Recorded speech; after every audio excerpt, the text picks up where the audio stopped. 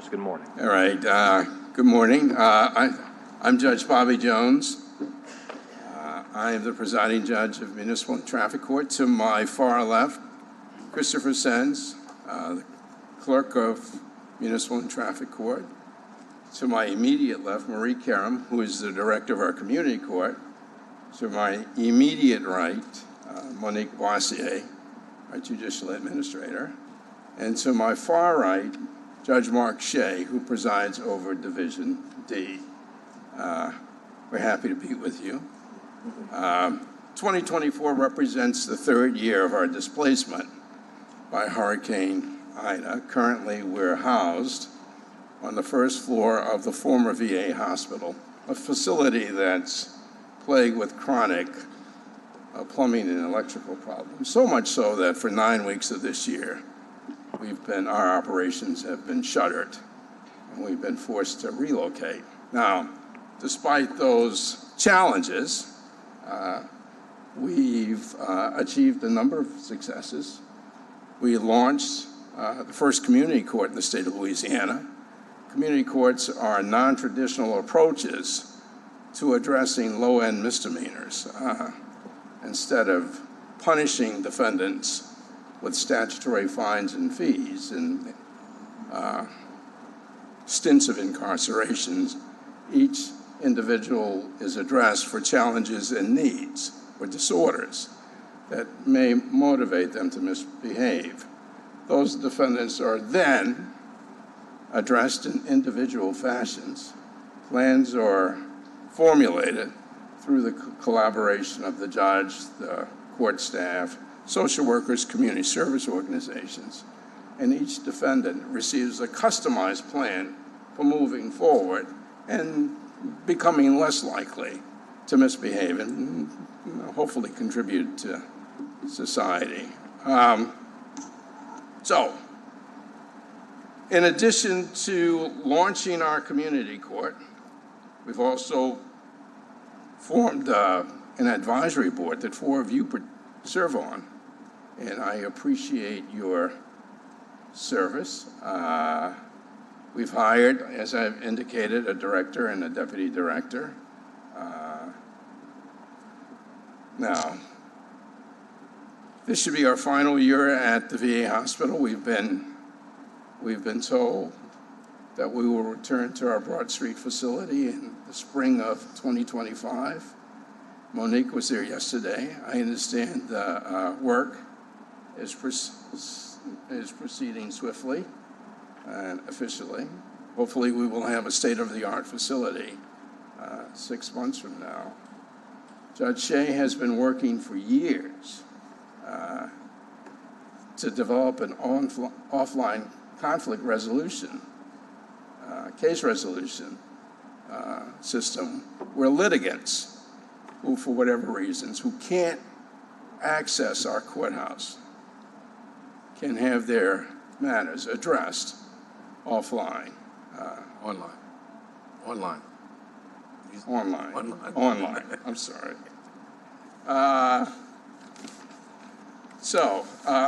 Next slide.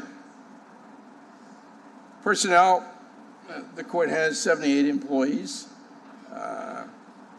We would like to increase that number by 3, 4.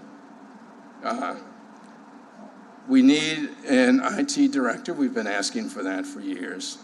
It's extremely important now that we're returning to our state-of-the-art facility. It would seem logical that we would have a state-of-the-art technology. And hopefully we can recruit and identify, and you will authorize the recruitment and identification of that kind of individual so that our courthouse will have the technology that is consistent with 2025.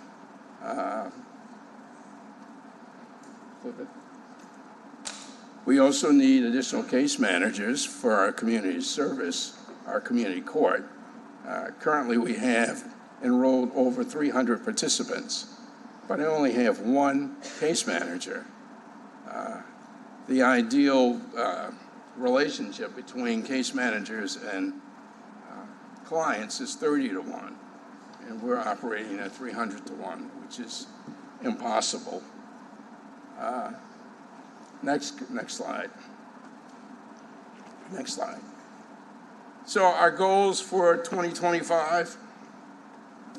Let's see what we got. Obviously, to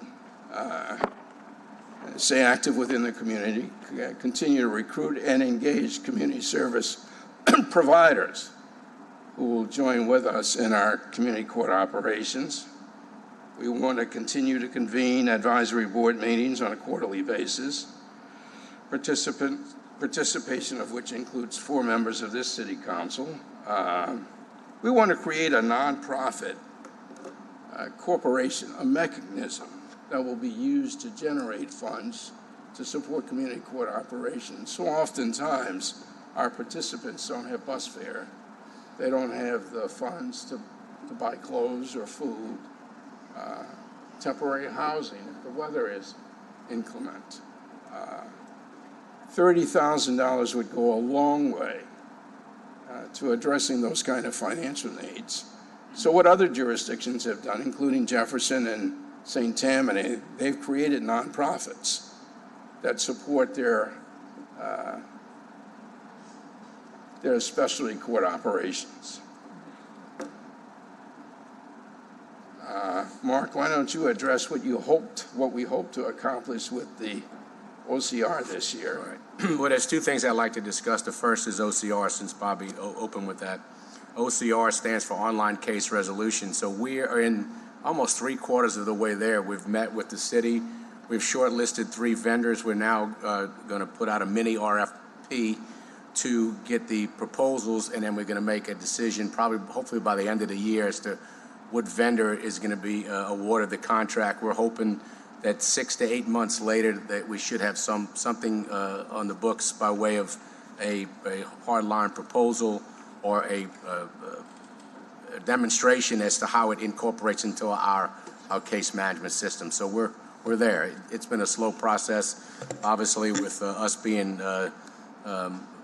away from our building and with other issues beyond our control, but we finally got through procurement, and so we're almost there. One thing else that Bobby didn't mention that I'd like to mention is that Municipal and Traffic Court has been actively involved with the Justice Technology Modernization Program that the city was able to start with the ARPA funds.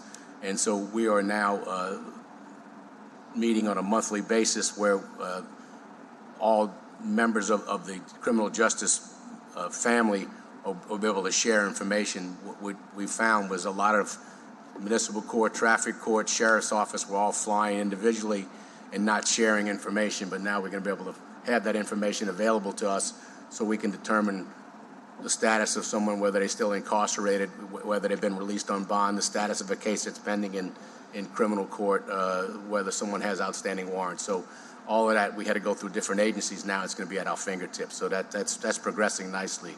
The city has really done a great job of moving that project forward. So hopefully by the time 2025 rolls around, that we will have our new building and everything will be in place to where we will be fully technological, thus the need for an IT director because of all this technology that's coming into our building.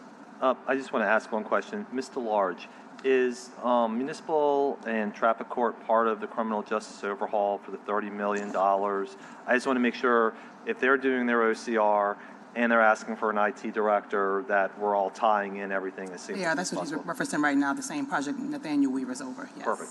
Thank you. All right. Additionally, as I said earlier, we hope to return to our 727 South Broad Courthouse in the spring of next year. And this time, instead of using 60,000 square feet of an 80,000 square foot facility, we hope to use every square inch. And one of the ways we're going to use the additional space is we're inviting the Department of Public Safety, the Office of Motor Vehicles, to come in and set up a full-blown satellite office that will be comparable to the facility offered in Jefferson Parish on veterans. It'll be a one-stop facility where all your needs can be addressed. So we're looking forward to that. That's actually also, it's in the works currently. We talked with Dan Casey, the director, and we have carved out a little 1,000-square-foot office that they're going to start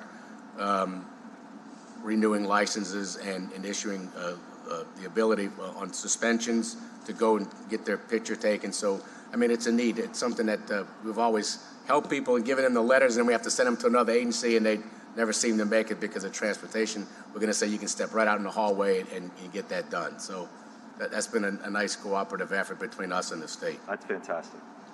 Relative to our budget request, we asked in terms of personnel costs for a 10% increase.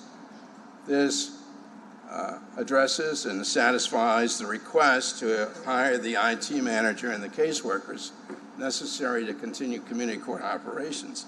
Additionally, you must understand that we've had an increase of 25% in terms of the caseload that we're addressing this year. We've gone from 14,000 to 18,500 in terms of the cases that we're processing. Additionally, I think most of you know that Jason Williams has expressed an intent to move 1,000 standalone misdemeanors to our courthouse, all of which sort of requires and demands a slight increase in court personnel. So we've requested a 10% increase in our personnel budget. That should be contrasted with the mayor's proposal to reduce our personnel budget by 10%. So hopefully we can resolve that variance. With that said, I am open to any questions from the council relative to our operations. Don't see any right now. I know the court has been in touch with us, particularly about the IT director, and it's Brandy's just saying to me it's going to be approved. So, go ahead. We've actually approved for you all to move forward with it now. We don't want you to wait until January to hire. So Very we'd like you to good. move Very forward good. now. See, That is so good. Yeah, we're like Disney World. We're making magic happen right here. thank you very much. All right, Mr. Burnside.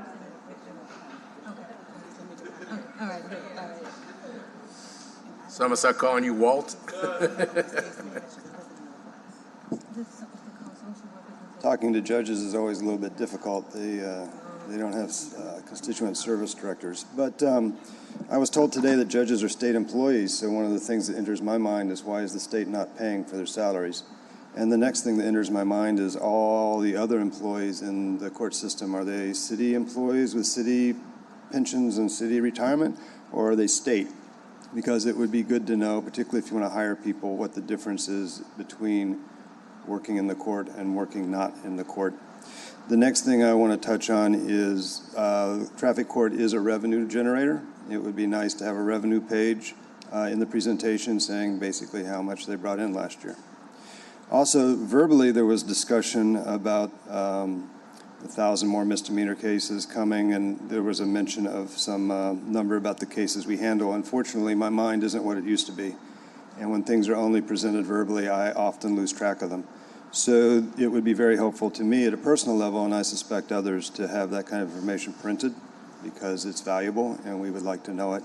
And it's not that you don't tell us, it's that we don't necessarily auditorily process data as well as we used to even a year ago. So as far as also the personnel, verbally was mentioned at 78, and I looked at the little chart, and there's some ad hocs, and I don't know what an ad hoc is. I don't know if it's a volunteer, I don't know if they get paid, but it makes a big difference on your FTE averages because if we include them as paid employees, you're averaging out at 65K each. If we don't include them, you're averaging out at 82K each, and that's a significant difference for somebody like myself. And when we don't know what an ad hoc is, we can't make a choice as to whether we're in favor of it or we're not. Thank you very much. Thank you. Right. Go ahead. Trying to address the issues raised by Mr. Burnside, all 78 employees of the court and the clerk's office are city employees. The judges are employed by the state judiciary. Our salaries are paid both by the city and the state in a collective effort.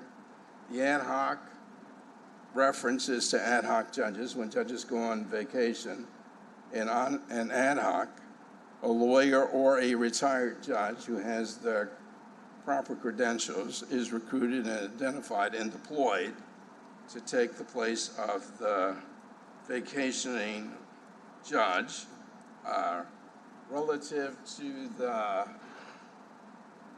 information relative to caseload and an identification of how they're divided. I agree with you, Mr. Burnside. It should have been part of our God bless. presentation, our visual presentation.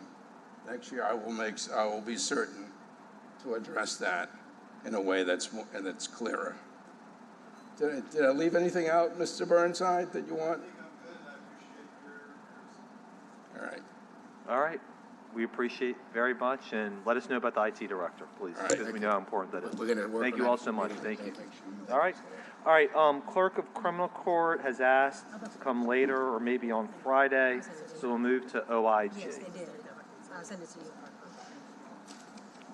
They even talk, I did it. Thank you all. Thank you. Thank you all. Thank you. Nice to see you. Elena, nice to see you.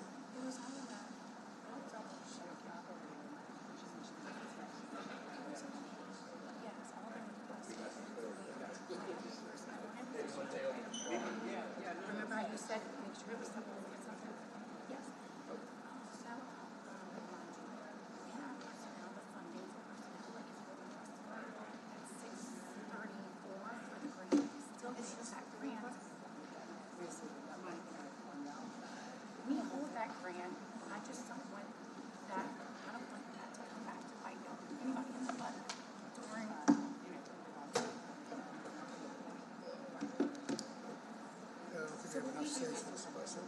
I'll go back to the yes, office. I don't want it to be sort of, and then shy, so that I'll have $50 for drawing staff.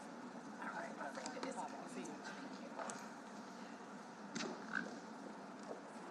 All right. Good morning. Whenever you're ready, will you please introduce your team? Good morning.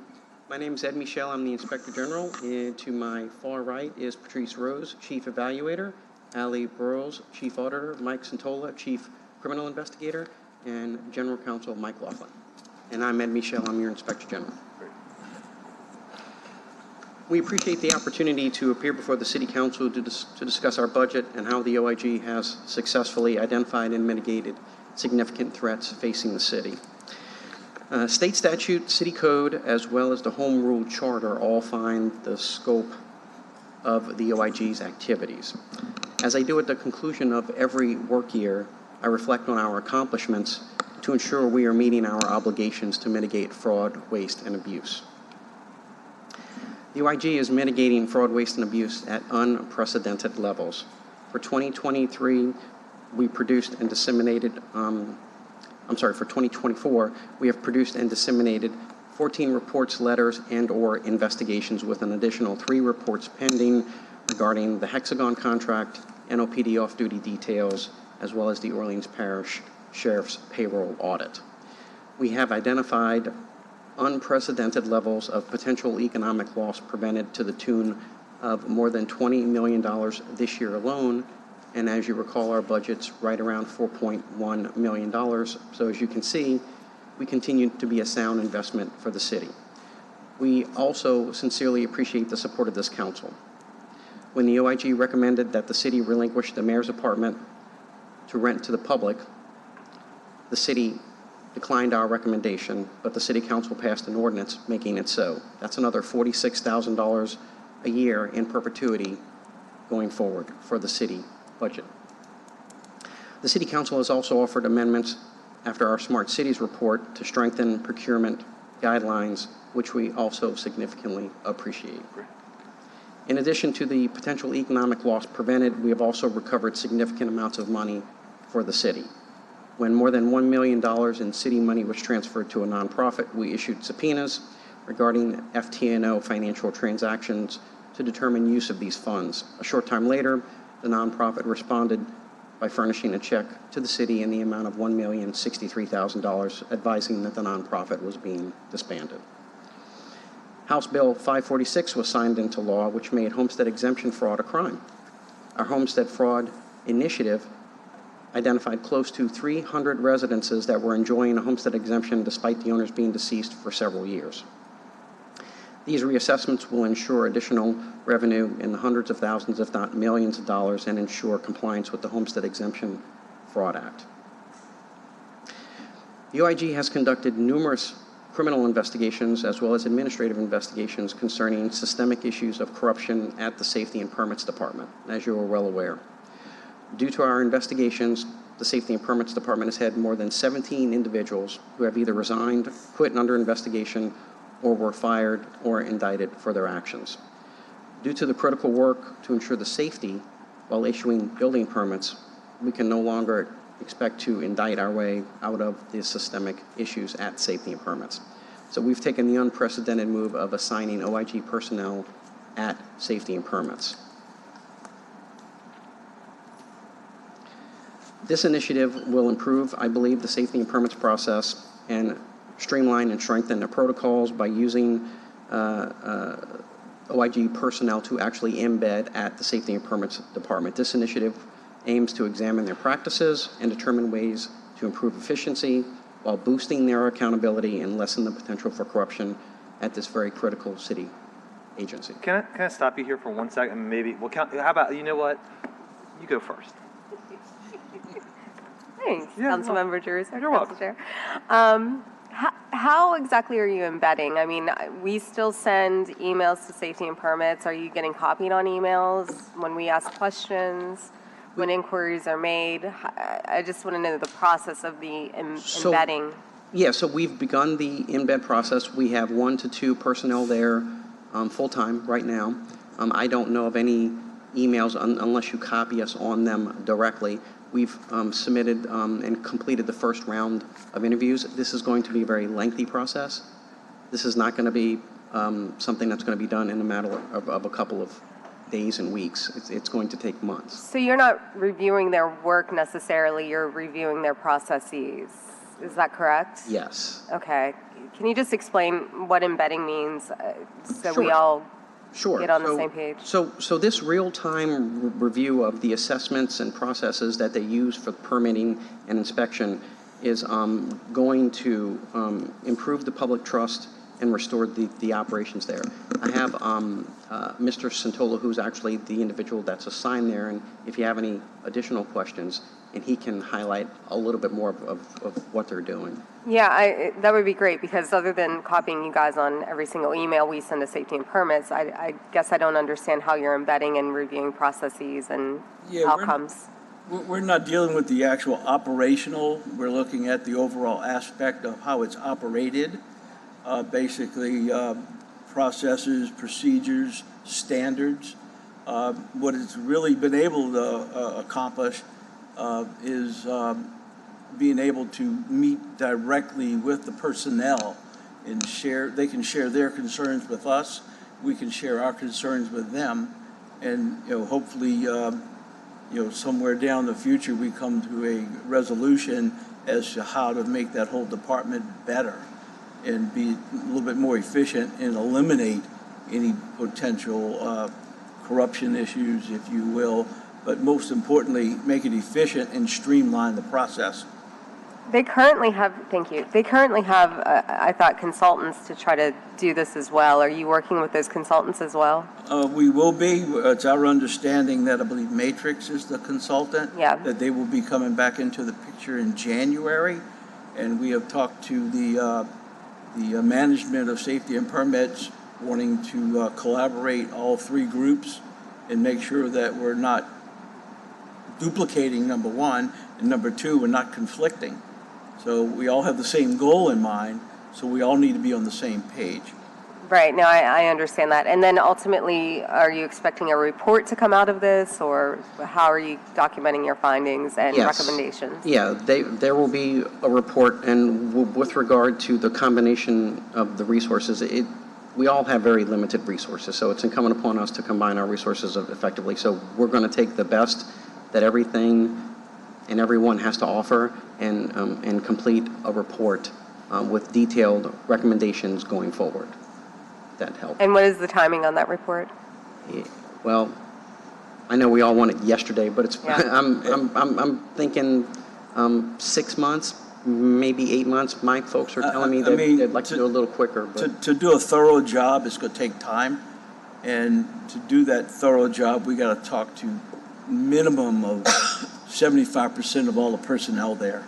The good part is that the personnel have been very receptive, as well as the management, and that process is actually going a little bit quicker than we expected, which is a good thing, but at the same time, we don't want to rush through it. So the key is that this is a one-time opportunity we have, and we got to get it right, and that's what we're going to make sure.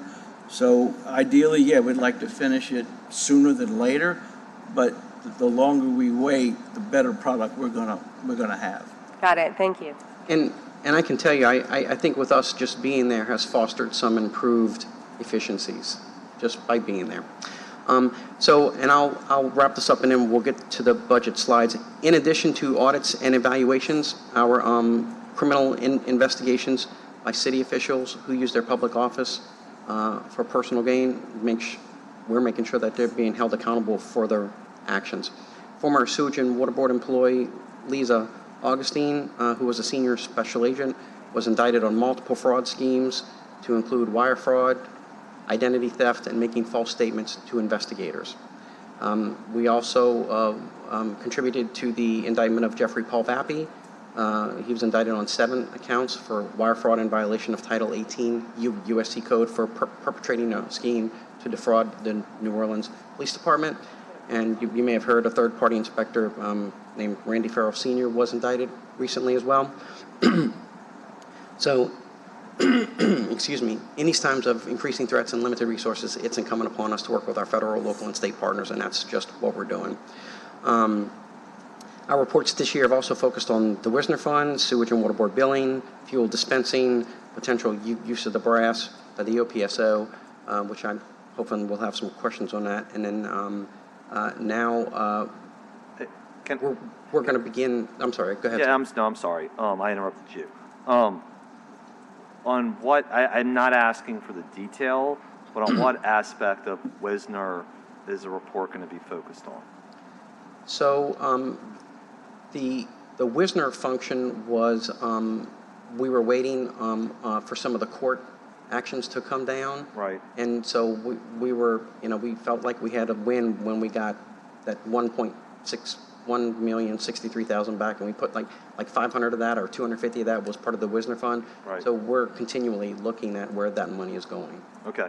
I mean, I know we haven't had an opportunity to talk about it, so I'll say this out loud, and I have a majority of my colleagues here, so they can feel free to correct me if I'm wrong. The council is not going to let this go idly. And number one, the trust is expired. Number two, it was an absolute nullity to extend it, both by the heirs and Tulane and LSU and the Salvation Army and the city. And we are going to move for a summary judgment on that probably next week, and we are going to win. Let me be clear about that.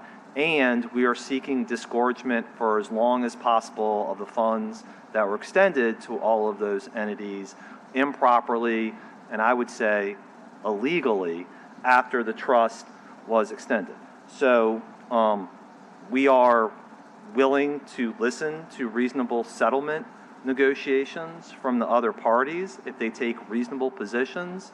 But I think what Councilmember Morell said in our statement the other day is this to me is one of the frauds that's being perpetrated on the city of New Orleans, and that this is a huge asset that belongs to the residents here, and we are not going to stop fighting until we recover what residents are owed. So I realize that you are going to do your work, but I just want you to know that this is an issue that this council is not going to give up on, and if we have to fight all the way to the end, we'll do it. Yeah, we sincerely appreciate the ability and the effort to maximize the use of funds, because we all have limited resources, and so that's a significant amount of money. We're not talking about just a couple dollars here. So, and then with that, we'll get started on. Okay. The IG is constantly developing and adjusting our work plan and our work schedule. This is somewhat based upon our strategic plan, which is published annually, the most recent being August 28, 2024. This, like all of our reports, are published on our website. Our work, particularly audits and evaluations, are based on this plan, which, like I said, changes and evolves as issues and needs of the city are in fact identified. The plan's framework are based on 4 different types of risk: compliance, financial, operational, and reputational. Sometimes departments and cities overlap and include 2, maybe 3 of these different types of risk. Currently, we're developing a liaison-based information flow between the OIG and city departments. This will allow information that is of utmost importance to the city departments at all levels be shared and developed. This allows us to identify and mitigate most prevalent risks that are facing our city. This information will be reviewed and evaluated along with our risk assessment by a recently hired analyst. This is an example of the OIG's hiring and assigning personnel as needs are identified. As you probably know, most of our projects often require 2 or more employees to successfully complete. As Mr. Michel said, the OIG continues to develop relationships not only within the city, but also with our state, federal, and local entities. This success is evidenced by the OIG's success of the projects that we have worked jointly with other agencies. Again, this is detailed in our annual report. The 2023 annual report was published March of 24. The OIG continues to focus on issues when they are relevant and current. The need to address these issues and come to a conclusion is best when these issues are still pertinent and of interest to citizens of the city. The OIG is consistently enhancing our communications and accessibility through social media, liaison presentations to city employees, and our Citizens Academy. These mediums allow us to bring the OIG directly to individuals and facilitate interactions on both a personal and professional level. We cannot succeed in our mission without the help of the citizens of the city and the city employees that do the diligent work.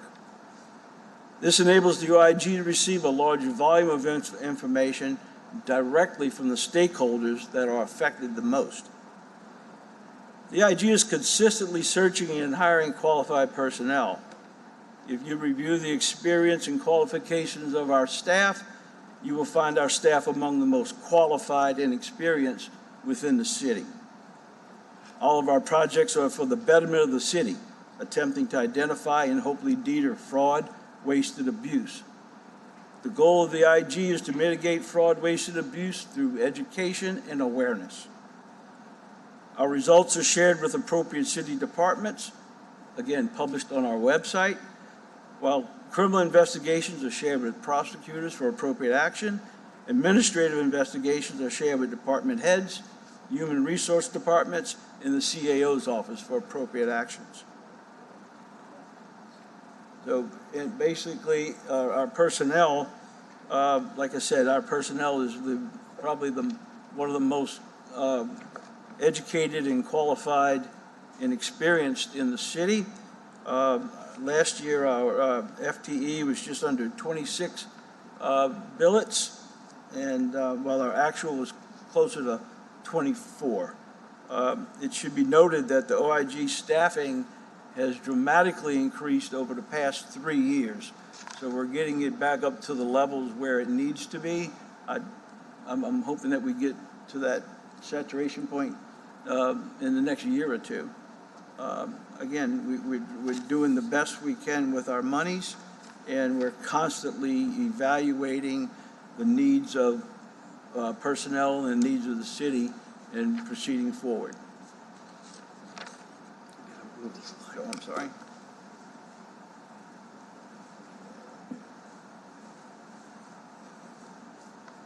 Good morning. Uh-oh, going the wrong way. I'm going to talk a few minutes about our goals. We have four overarching goals. Goal 1 is to prevent and detect fraud, waste, and abuse.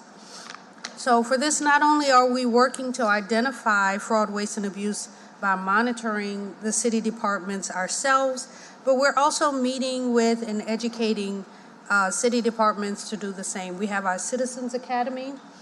We just finished this year's Citizens Academy a few weeks ago, where we invited department heads and other department administrators to come in and learn about us and what we do and how they can be looking for fraud, waste, and abuse themselves. The second goal is to focus OIG activities on the right issues at the right times. We're doing this by using our resources, our limited resources, as Mike just reviewed, to address the most important issues facing the city. Goal 3 is to provide credible and accurate reports. We hold our reports and our staff to incredibly high standards. All of our staff are highly qualified and knowledgeable about the appropriate standards and various methodologies to analyze and synthesize the information that they get from departments into reports that can be used by the public and by policymakers. And finally, goal 4 is to communicate complete and accurate reports to citizens of New Orleans, department managers, and/or those charged with governance. Our number one goal, as you just heard Mike say, is to make the city better. So throughout the course of our projects, we communicate with the departments to make sure that we're reporting accurate information and to obtain their buy-in so that they are willing to work with us to make the needed improvements.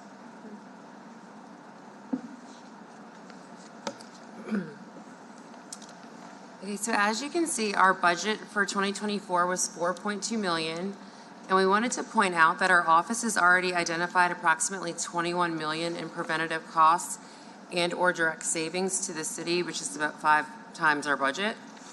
A few examples of these savings are: we released an evaluation on the Sewage and Water Board water loss control, which found that Sewage and Water Board spent over $19 million in 21 and 22 to treat water that was not billable due to both infrastructure weaknesses and meter billing errors. We also released a public letter which identified the overbilling of Sewage and Water Board customers in the amount of almost $1 million a year. Sewage and Water Board did address this issue after we released our letter and refunded all affected customers. We are also about to release an audit report on OPSO off-duty details and Mardi Gras pay. This report identified that OPSO employees were overpaid by $281,000. We also released a public letter in January 2024 which addressed this overtime pay calculation for the deputies, and a new CEA was entered into with the city that addressed and corrected these issues for the 2024 Mardi Gras season.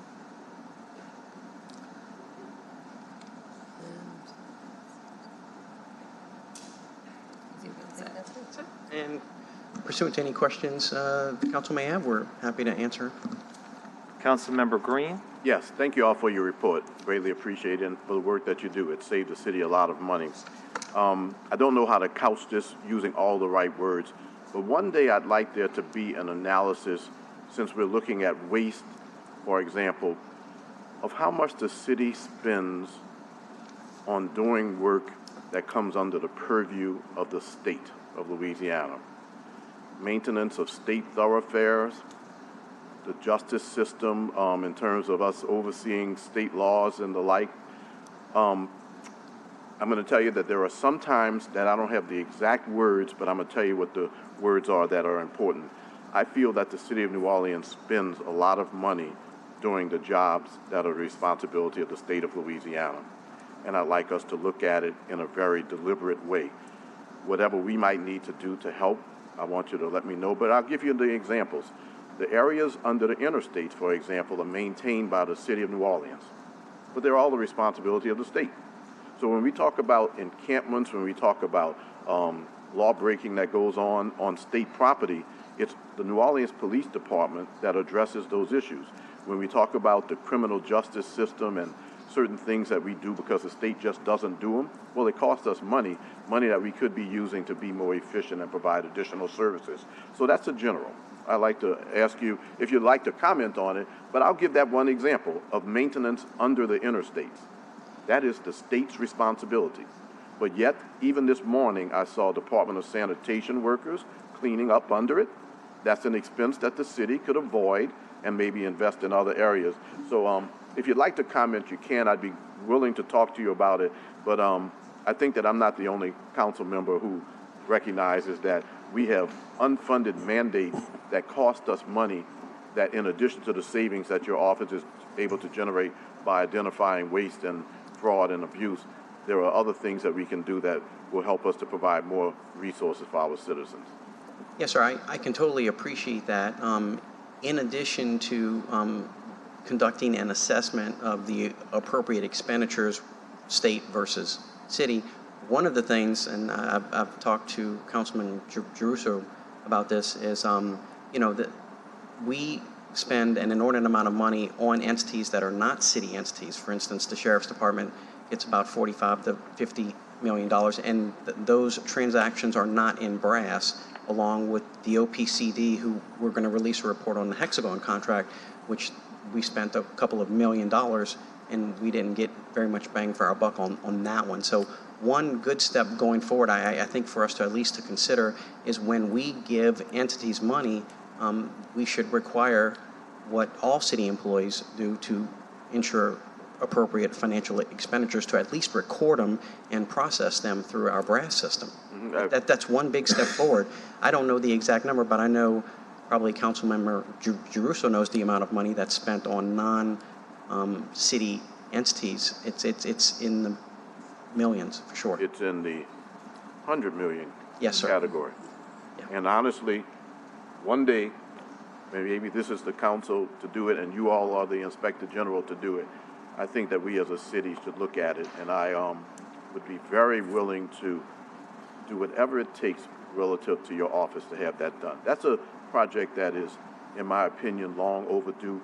I see that my fellow councilman who has been around for, decades and has seen things will probably comment on that issue. But we're talking Yeah, this sounds like a hundreds of millions of potential dollars spent over the evaluation years. for sure. Is that something that you'd be willing and able to take on? Do we have to ask other than here? You don't have to ask. Because you've mentioned it, that you've thought about it and looked at it. Yeah. That we spend a lot of money on state agencies and don't have the accountability. Everybody's smiling, so that's good. Glad it's being brought up. So at the end of the day, I'm asking in a formal way that we take a look at that over time and see what we can do to have a more cooperative relationship with the state of Louisiana, since the governor wants to work closely with the city to make the city better. I bet if we had those millions of dollars available to our taxpayers to put into the streets and to other things that we need to put it into, that we could really enhance the quality of life. So I'm looking forward to hearing from you all as to how we do that best. Yes, sir. Yeah. Councilmember Thomas. Yeah, thank you, Council Member. Guys, thank you guys for what you do. It's valuable and important to our city. When one of my colleagues asked a good question, I don't have to ask the same good question. I think it's already been answered. That's something we need to work together on to get a clear answer and clear relationships. In my past life, I remember conversations with former U.S. Attorney Ken Polite, and he had talked about developing seminars and workshops for elected officials and agency heads so that they'll understand illegal versus unethical and the types of conversations that you enter into, because he had found, and many have found, that most folk don't know or understand. They could be complete, like ignorance of the law is no excuse, right? So how do we begin to set up seminars and workshops and conversations with political leaders and agency heads so that they know? And I'll give you an example. Public official A calls entity A to tell them to give somebody a contract. Well, you may not think that there was any ill intent there, but that's not the way. You don't tell people. You may think you're just trying to help someone, but that could borderline illegal or unethical, especially based on the conversation, even if there's no quid pro quo. How do we begin to get folk to understand that? Because some folk will innocently call people and tell them to give somebody a contract, but you've really violated your position by doing that. So that's a great question. We would rather mitigate fraud, waste, and abuse through education and awareness. And I know you guys have heard me say that several times. Beginning in January, every OIG employee will have a liaison contact. And this is something that we've been planning. It's a great question, but we have an answer to it. So every OIG employee will have a city liaison contact, right? And then beginning in January, we will issue presentations regarding fraud, waste, abuse to specialize in procurement fraud and corruption. And we're going to go out and give presentations by the subject matter experts who actually conducted the audits, evaluations, and investigations. I believe the best way to educate the employees and the citizens is by actually having conversations with them about stuff that has happened in the past and give them the tools necessary, including mechanisms for reporting and or any inquiries to us. We are going to begin an ad campaign to help the citizens and the employees identify fraud, waste, and abuse to us. And one of the best things that the City Council can do for us is when you go out to your meetings and you have your presentations, the OIG is very active on social media. So if you please enlist your constituents to follow us on Twitter and X and Facebook and Instagram, we release our reports and issue educational advice on the identification and prevention of fraud, waste, and abuse. So the more followers we get, the better it is for us. Yeah, and I just wanted to mention that because I think, if nothing else, you guys have done an excellent job in getting people to think about behavior and actions. Because public official A may think they're the most honest person in the world, but you're not acting ethically if you're calling someone, even if you just think you're trying to help someone, to tell them to give someone a contract. They may not know any better, but you're using your position of influence the wrong way. And I think it's just important if we can begin to sit down with folk, explain that to them, and especially to start to educate people on the front end so that behavior that you think is ethical, which isn't, doesn't catch up with you at some point. But you guys have done a great job of raising that type of awareness because I think the job that he was doing, it actually reminded me of my conversations with former U.S. Attorney, because his hope was that it would be better to help educate people on the front end so that public official A doesn't call someone and say, give them a contract. You may think you're doing the right thing, but that's not the way you would educate us or advise us to do it. Yeah, we're going to begin a very aggressive outreach campaign in January. It's a great question. My staff is going to think that I actually paid you to ask me that question, sir. I wanted to raise something. When the sheriff was here, she said she wanted to be our partner. And I always take people at their word when they say they want to partner with us. But I struggle when somebody says, I want to be your partner, and then doesn't want to use the things and tools that we have. The sheriff said that she does not want to participate in brass and sent a letter to the OIG with those issues. I want to know, I guess, first, was the letter sent? B, its content, and then C, any efforts, and the CAO's office is here, to help mollify any concerns that the sheriff legitimately raised about brass and its use for that office. Sure, I'll have Allie Burrows, the chief auditor, talk a little bit about that. But before she does, I just want to bring to the attention of the council a couple of issues with the sheriff's office. We have very limited resources. It's our money. It's the city's money. So we have to make sure that we're good stewards with the limited resources that we have. So the sheriff's office in the past have rented hotel rooms that in the French Quarter doing Mardi Gras at $350 a night that have went vacant, unused. That was our money that was spent and wasted. The sheriff's office, we're going to release a report that has paid in excess of $200,000 that they shouldn't have paid during Mardi Gras. And that's a problem for many reasons. We have our NLPD officers that's their main responsibility, and they're getting paid less than the sheriff's deputies. That's a problem on many fronts, right? And so I'll circle back to the brass. Brass is not perfect, but it is the best system that we have. It's had significant improvements. We issued a report. I would encourage the council to look at the report I issued on brass.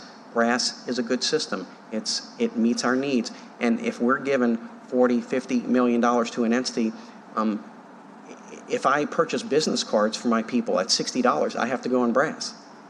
So, and you do too, right? So it's our money. It's the city's money. I strongly encourage the city council to consider any entity that is receiving money from us, make sure that it's being spent in accordance with our financial protocols. It's our money. And I'll let Ally specifically talk about the sheriff's office. So their response to us a year ago was that they were not solely seeking a financial ERP system.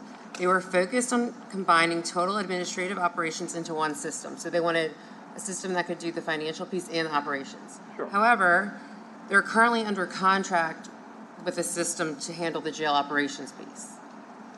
So they still don't have the financial system piece, but they went under contract for the... And it's been a year. Since a year. And they don't even have an RFP out for a system to handle the financial piece. And the city, I mean, again, hang on for 1 second. The city has like an asset management program that they're launching from DPW. That's an operational component, but that's separate and apart from brass. I mean, it seems to me to be very difficult to have an operational and financial piece that are completely integrated and can do every single functionality.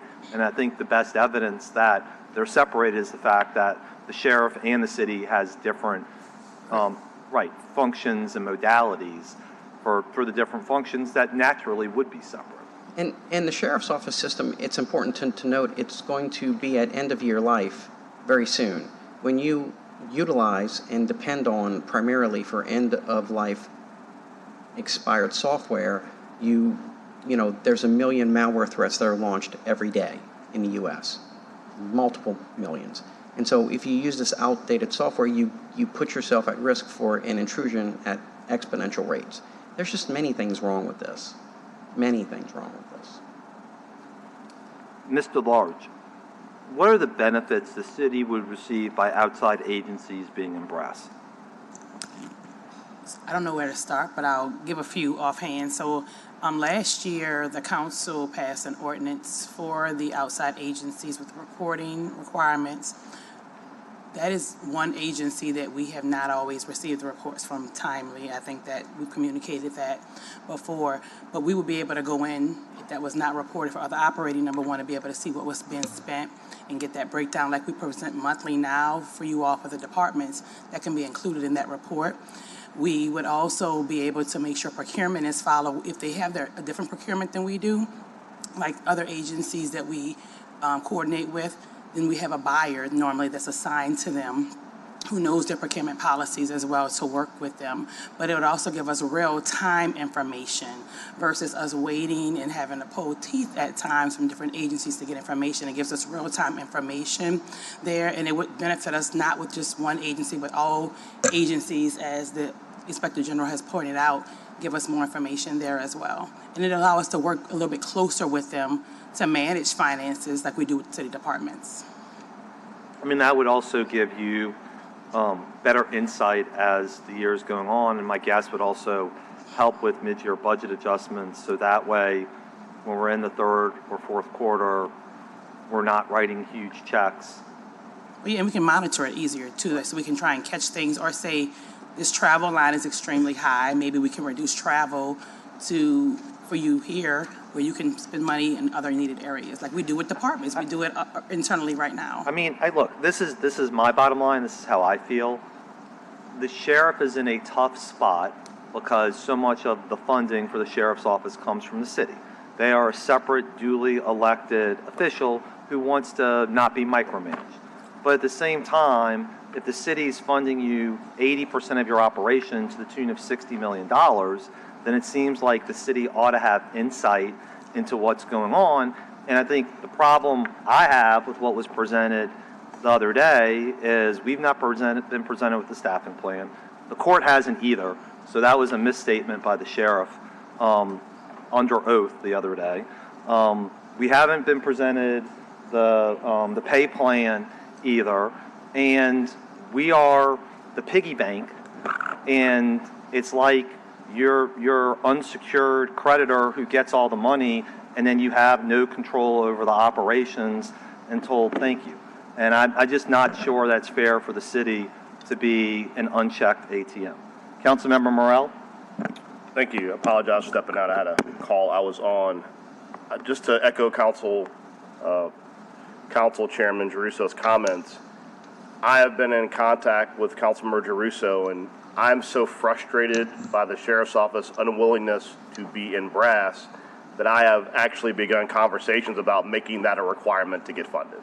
Because the reality is that if we are going to be a city that has to account for every single dollar spent, you have an office that has had, it's obvious that a bunch of hotel rooms in the French Quarter probably would have been flagged had they been gone through brass. I mean, it's an issue of several of the foundational mistakes of that office in recent history. Several of the scandals, had to go through a traditional system, a lot of it would have been kicked out or flagged. And so it's more of an issue. We've spent years trying to help them help themselves. I will be the first to admit that not everyone's in love with brass. I'm not in love with brass, but it's the standardized format. Everyone understands how it works. Finance, the CAO's office, if we ask them about a particular issue, they can go in brass and pull it out. If we don't have that level of detail or authority, and I mean, to that point, we have several other independently elected individuals in subdivisions of government. They all go through brass. And that is what makes this a functional, operational agreement. So if we can't get the sheriff there, then maybe the sheriff needs to decide it's more important to have your own system or to be funded, because that's kind of where we're at this point. We have to be able to account for all these dollars, and it has been very, very difficult on an annual basis to get that full accounting. So I think as a council, we're kind of done. Obviously, we appreciate the outside resource to us in this. This is not the council pontificating politically. It's objective facts the OIG is presenting. Thank you all for being here. Mr. Burnside, you have a comment card.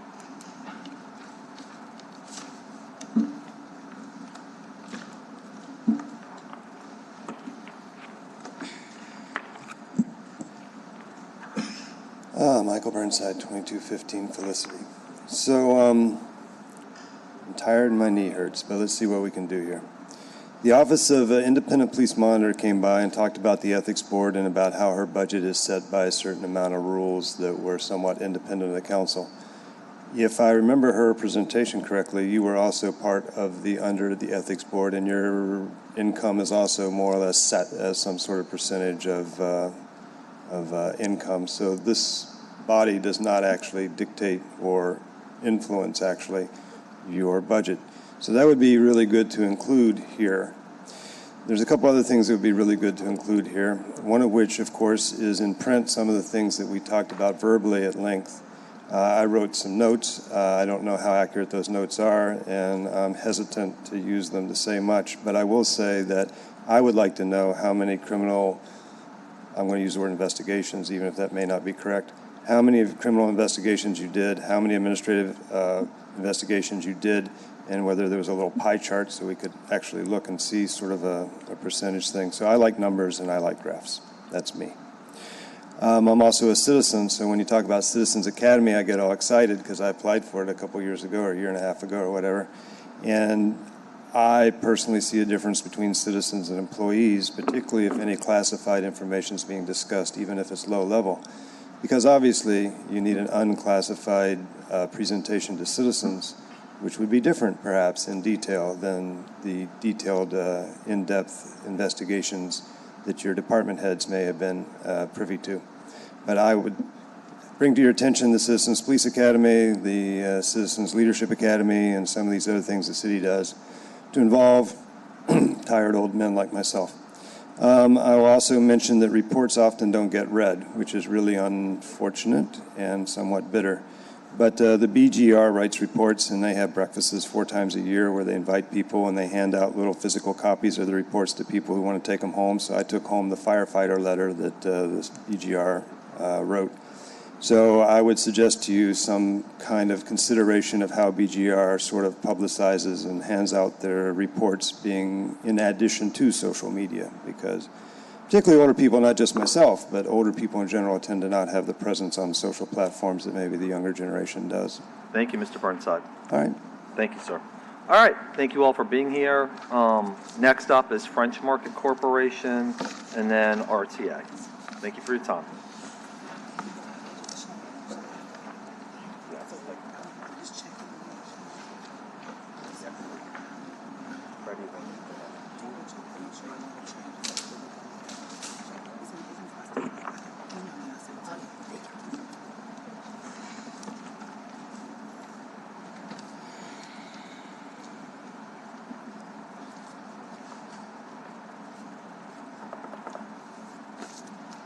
And I'm going to defer to my colleagues who sit on the board of French Market Corp during this presentation.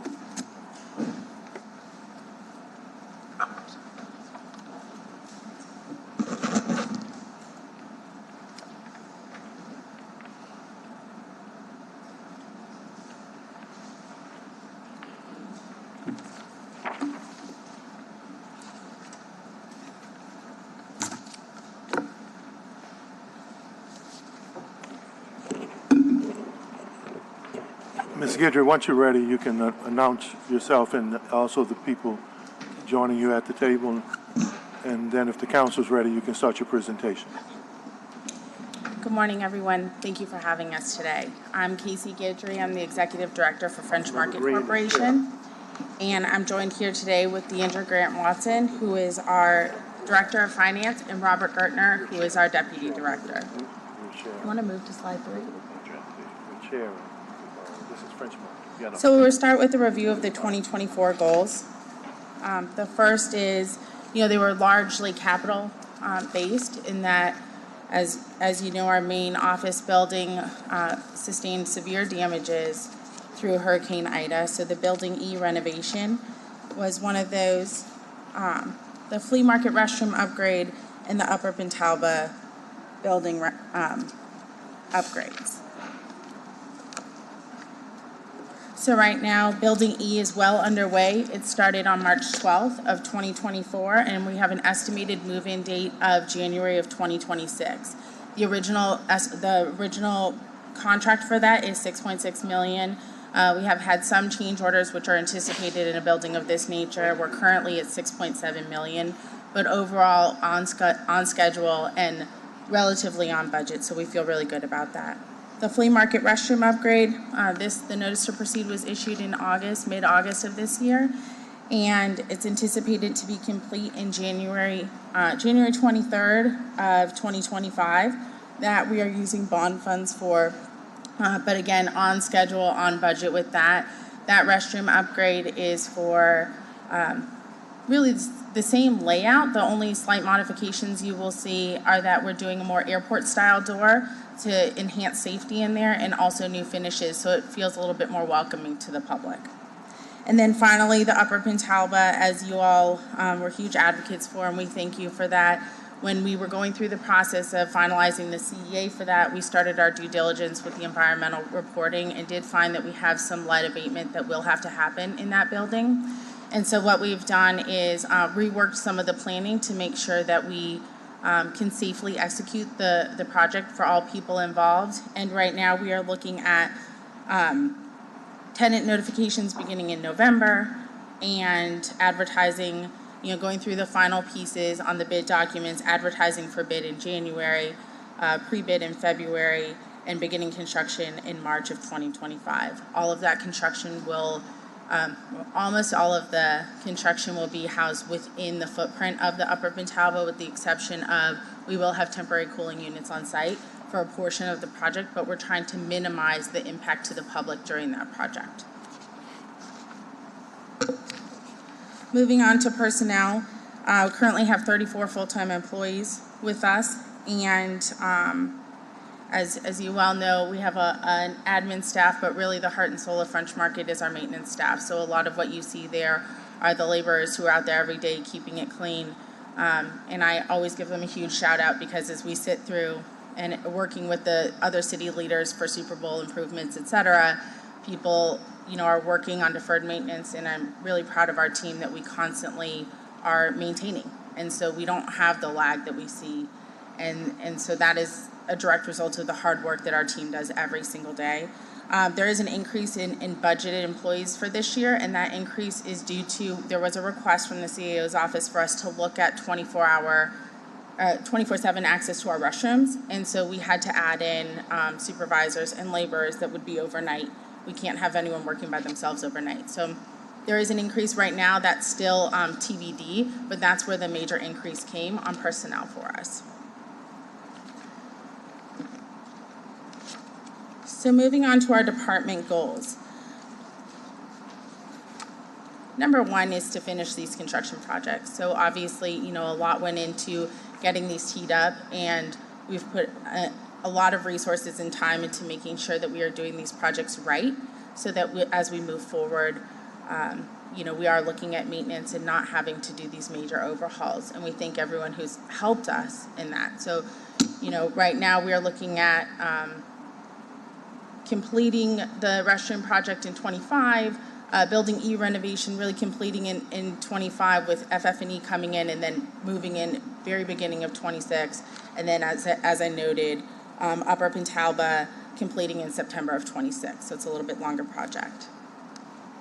And then our goals for this year, or for 2025, we've really shifted our focus here to look at cultural programming. And, I think we all know after last weekend the amount of impact that we had. And it wasn't that French Market was hosting Taylor Swift. It was that we were creating an environment that was welcoming to people while they were in town for it. And we think it's really important to balance our cultural programming that are things that we do a lot of free programming. And that accomplishes a lot of goals. And so I just want to quickly run through, we're working with French Quarter Festivals on a New Year's Eve activation for this year.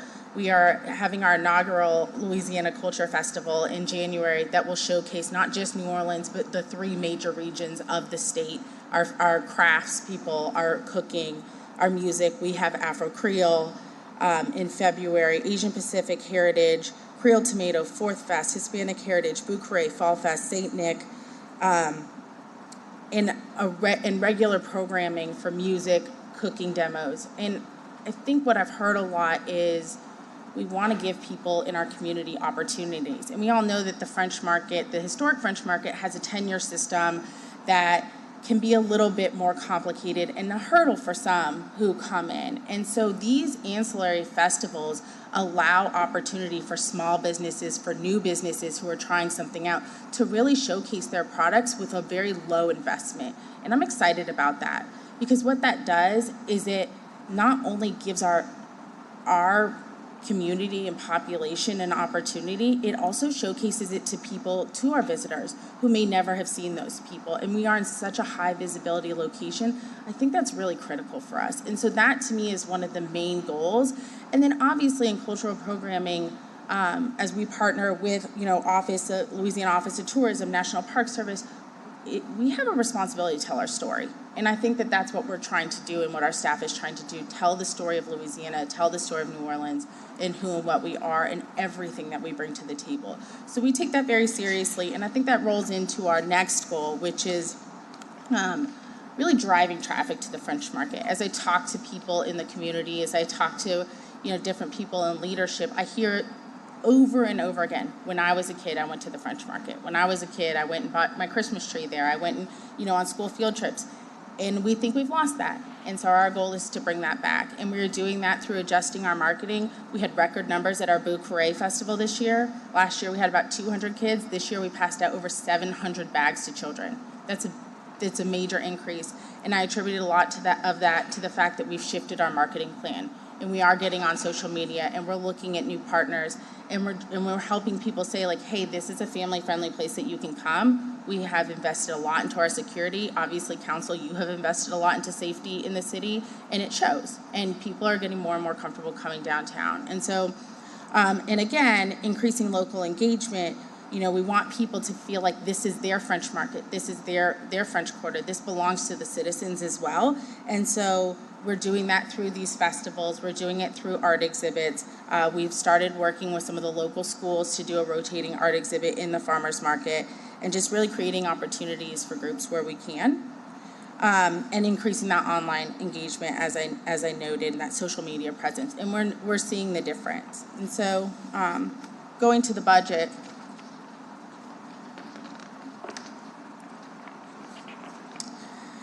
so in a lot of ways, the budget looks different, but there's kind of two main differences. One is that the major jump in personnel that would happen if we did the 24-hour restroom activation. And the other is in our professional services. Our board just approved us going out for janitorial services. That contract was obviously on year 5. We had some we got really great rates when we did it before. We anticipate that those rates will not hold when we put it back out to bid. And so we've accounted for that. And the other big jump that you see is for insurance. Unfortunately, we under budgeted last year, but we are back on track for this year. Any questions? Yes, I have a question because it does affect the budget, but give us the explanation, and I'm a board member, so I'm just making that clear to the public. I'm asking this question, and maybe I could have asked it in another way. I didn't know that there was a question of whether we're going to have 24-hour bathrooms or the like. So what is that determination? So right now, the way that we operate, because so many of that, so our leases, for the most part, hold that our commercial tenants have to be open from 10 a.m. to 6 p.m. There's a few that don't follow that rule, but that's mostly what it is. So right now, we keep our restrooms open from 7 a.m. to 7 p.m. because what you see in the quarter is a lot of the traffic folds into the quarter. Cafe de Bon has their own restrooms that they keep open. There was some question, the CA's office was looking at maybe a possibility of grant to look at opening restrooms 24/7 so that people could use them. And they would help support that. Right now, what we've started to do, what we did for last weekend, Mardi Gras, French Quarter Festival, Super Bowl, is when we have major events that we're aware of, we'll push that to 10 p.m. But that's usually when we see that the crowds start to disperse and they start to head to different places. So as far as the 24/7 goes, that's really coming from whether or not that interest stays or not. Was it just a question from the CAO in terms of providing a service to citizens, or was it based on some practical aspects, maybe the traffic in the area that? I think they're also looking to. There are not a lot of public restrooms that are open 24-hour, and what we see is that people in the morning when we open our restrooms, they are waiting to use the restroom or bathe in our restrooms, and so. I think having a place where people can use the restroom overnight, where they're not having to kind of wait or use the restroom on public streets, is part of the goal. And so that's why we've kept it in the budget, is we're certainly willing to work in partnership to make that happen if that need is there. So we're talking about people who might need to use the bathroom 3 a.m. or 4 a.m., for example. Yeah. Coming from bars, or are we looking at people who are living near the... Probably living in the vicinity. Unhoused people? Unhoused people. Okay. Is that why the CAO asked?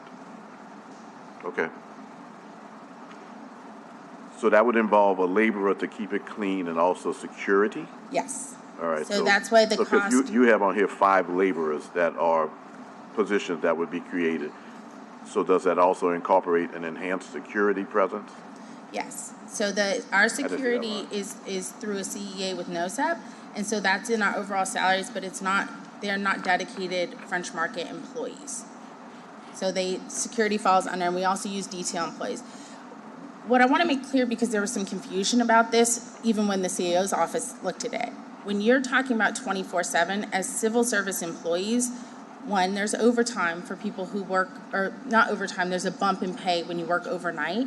And then there's also, you can only work so many hours in a week. So you're basically adding a whole shift into the rotation to get that 7 days a week. And you can't have someone working by themselves overnight. So it all of a sudden, it kind of adds up on you. So that's where those numbers are coming from. Right. I'm just concerned that we just address it correctly if it's going to happen, because it's more than just having someone to go in the bathroom and clean it. It's security, and you're saying that there need to be 2 personnel on. So it's overnight. in the way that the shifts work, it's actually 2 shifts that you would have to add in overnight. So it's about $1 million add to the annual budget. And again, they were looking at if there were some grant options there that they could help with that cost, and I don't think that they're there yet, from what we've heard. So that's something that obviously the council is being asked to consider, but by you, or are you asking? Who is asking for that to be considered? So we have put it in the budget, but we've also balanced it out in the budget. So what we've showed you is that there would be additional personnel, but we would get that revenue back from the CEO's office, whatever grant it was. So it wouldn't be, it all balances out. So it's not an extra expense that we're asking for. No. It's just something we want to make you aware of. It's not an extra expense to the French Market Corporation. Correct. It's an extra expense to the citizens, to the taxpayers. Yeah, or whoever the grant is from. Right. Okay, that's fine. I just Okay. want to get the clarification because it hadn't been brought up at one of our previous meetings. Now, we do, like I said, I will authorize additional overtime as needed when we have big crowds, because we really think it's a safety and security component for people to safely be able to use the restrooms in our district in a well-lit place. So we will do that as needed. Safety is the only reason that I'm asking. Councilman Thomas. Yeah, first of all, thank you, Ms. Guidry. In a lot of our meetings, and thank you, Councilmember Green, for chairing this segment. In a lot of our meetings, we've talked about making sure that the French Market, though it's important for tourists and people who visit, how do we reconfigure, how do we advertise, how do we make sure that the residents of the French Market, French Quarter, people who live in that area, because there's a population there, as well as people of the city, can actually take advantage of it. Talk about some of the things we've talked about and some of the efforts that you guys are trying to do to make sure that this is just another area that's not just for tourists, it's actually for the people who live here. Absolutely. So again, I think a lot of the reason that we do free programming is for our citizens. And we've looked at some, data to see who's coming to visit, and we see that we do have a lot of citizens coming to visit. And so again, I want people to feel like this is their French Quarter, this is their French Market, that investment again. And that's why that free programming. And we think if we do free program, a lot of it is kid-focused. The Fall Fest was something new that we did this year. And we added in, bracelet making, and there's like a little photo op with pumpkins. So a lot of those things, it just helps families have something safe and fun to do. But I think And shout out to the memory of the late Russell Gore.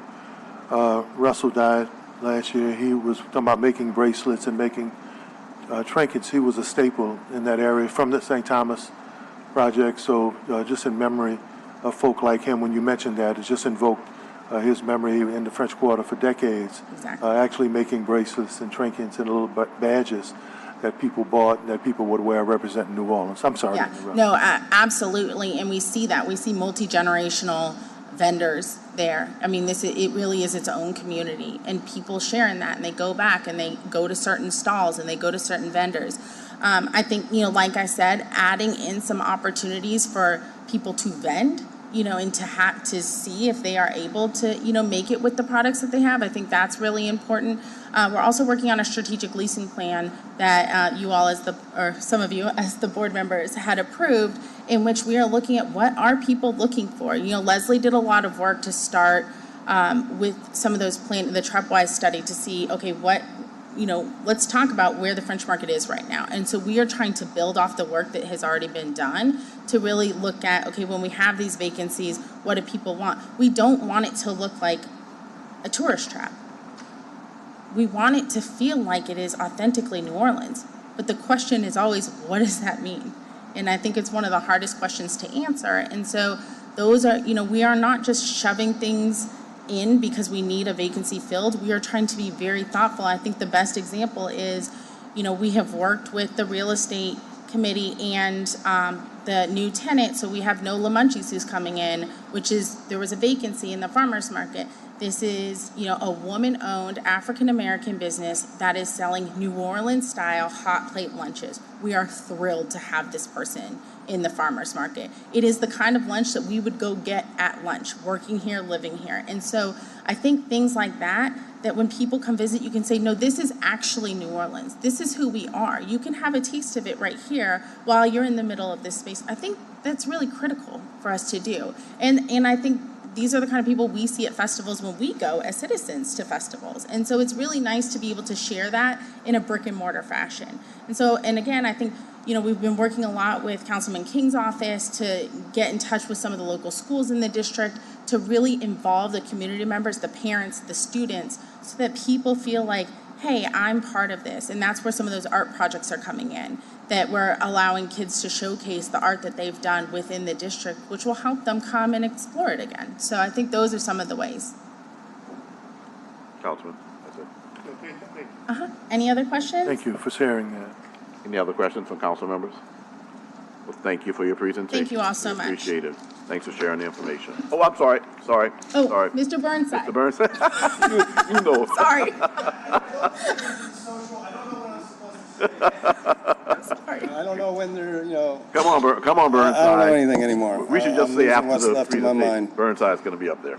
So, Michael Burnside, 2215 Felicity. So, for somebody like me, who doesn't live in the French Quarter, was not born in New Orleans, and doesn't have a business in the French Quarter, the French Quarter is sort of a little bit opaque because you got a security district, you have a business alliance, you have a citizens, VC Poor or whatever they are, and you've got you who actually run the buildings the city owns inside the French Quarter. So a little tiny bubble map saying these are all of our partners or something might be nice. A map saying these are our assets might be nice. You guys all know that I'm not in favor of us owning the Upper Pentablo. You all know that I wish we sold it. Rich people do exist. A prince of Saudi Arabia would pay you a fortune because it's literally there are two of them. The state owns one, we own one. Independent of that, they're unique on the world globe. People would pay big money to live there. As far as the rest of it goes, the public bathroom, if we're spending $1 million a year, it comes out to $125 an hour. So I'm not sure why we're spending $125 an hour, but if we are, I'm in favor of it because I am also in favor of homeless people. I'm in favor of poor people. I myself have bathed in a restroom sink, and believe me when I tell you it's not the best way to wash, but being unwashed is worse. As far as the rest of it goes, I should thank people who care enough to do this work because the Lord knows I wouldn't want to. And I think I probably will leave it at that because I'm tired. Thank you very much. All right, we look forward to the update relative to the bathrooms, but obviously we have to do some considerations on this end. So, all right, thank you for your report. Thank you all very much.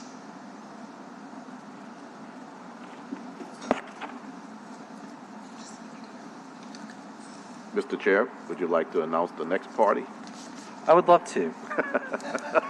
Regional Transit Authority. That's why they pay me the big bucks.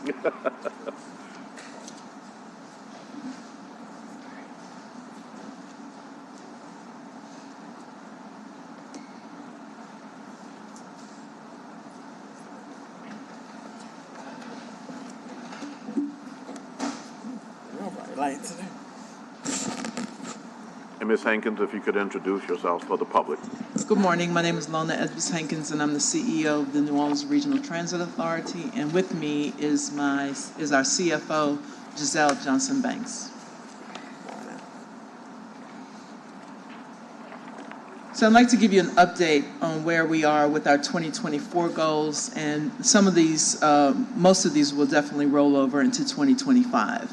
So our major goal was to modernize and upgrade our fleet, and we are well on our way to doing that. We've received, earlier in 2023, we placed an order for, 29 non-revenue, 29 fixed route vehicles, and we have in service 26. We also placed an order for 25 paratransit vehicles, and 3 are here and being assessed by the team. The balance of the 13 that we're supposed to receive before the end of the year, and then another 12 will be received before the second quarter, or during the second quarter of 2025.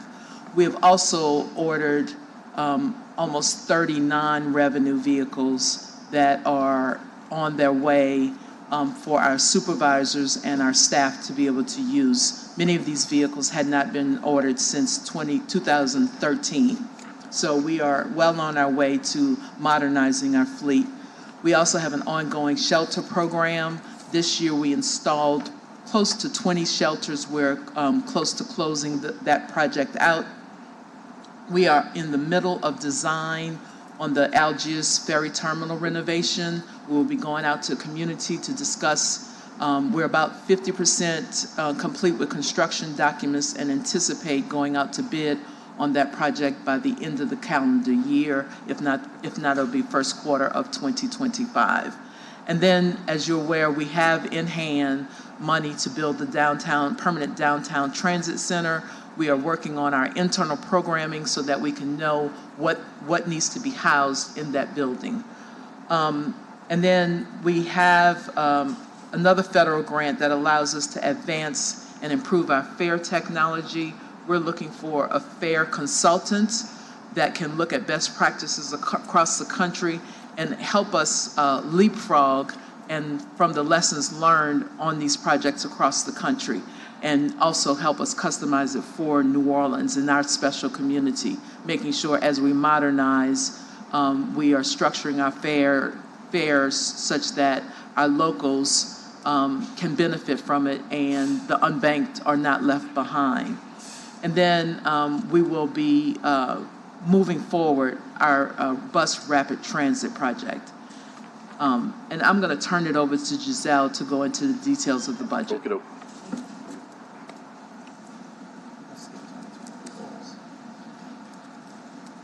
Good morning, Council.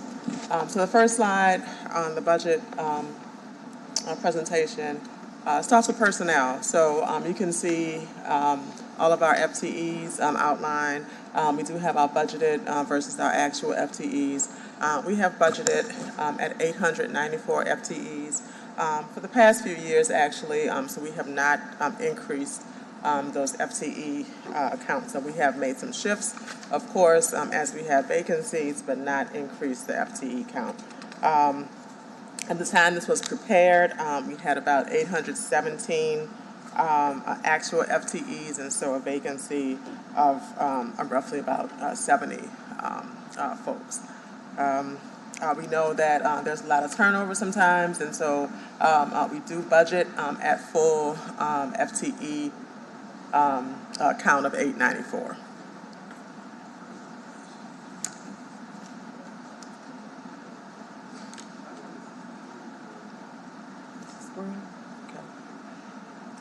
Of the 894, the majority of the FTEs are union positions.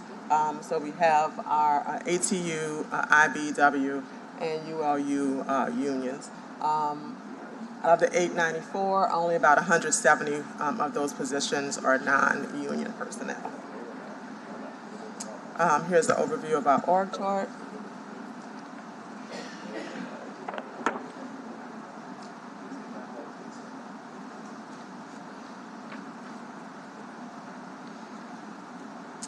You want to go back to?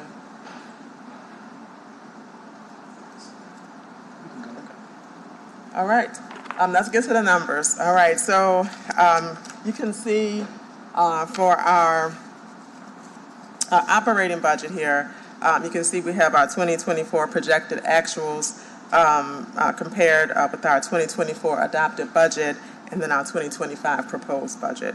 So for personnel services, we're projecting about roughly $83 million that will end the year in 2024. Other operating costs, $33.4 million for a total of $116 million. 2024 adopted budget, of course, we budgeted for the 894 FTEs, which presented a cost of $90.7 million in personnel services, and full peak service at $46.4 million in other operating expenses, for a total of $137 million,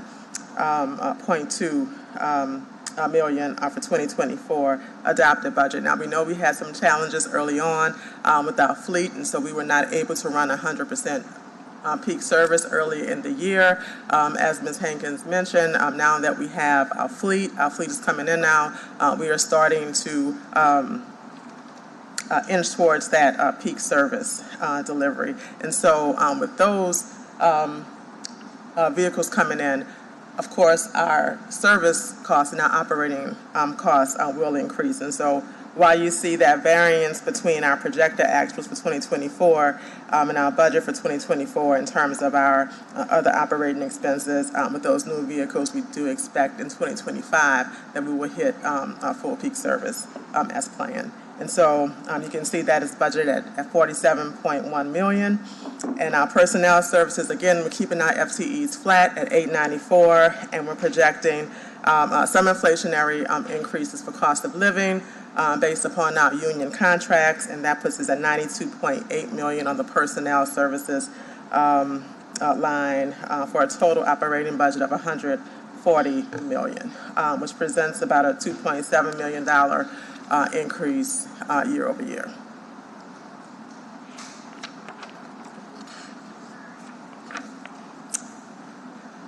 All right, on the next slide, we have our capital expenditures. This is actually our local portion of capital. So you can see that we're projecting about $18.1 million of our local unrestricted revenue to go towards capital expenditures.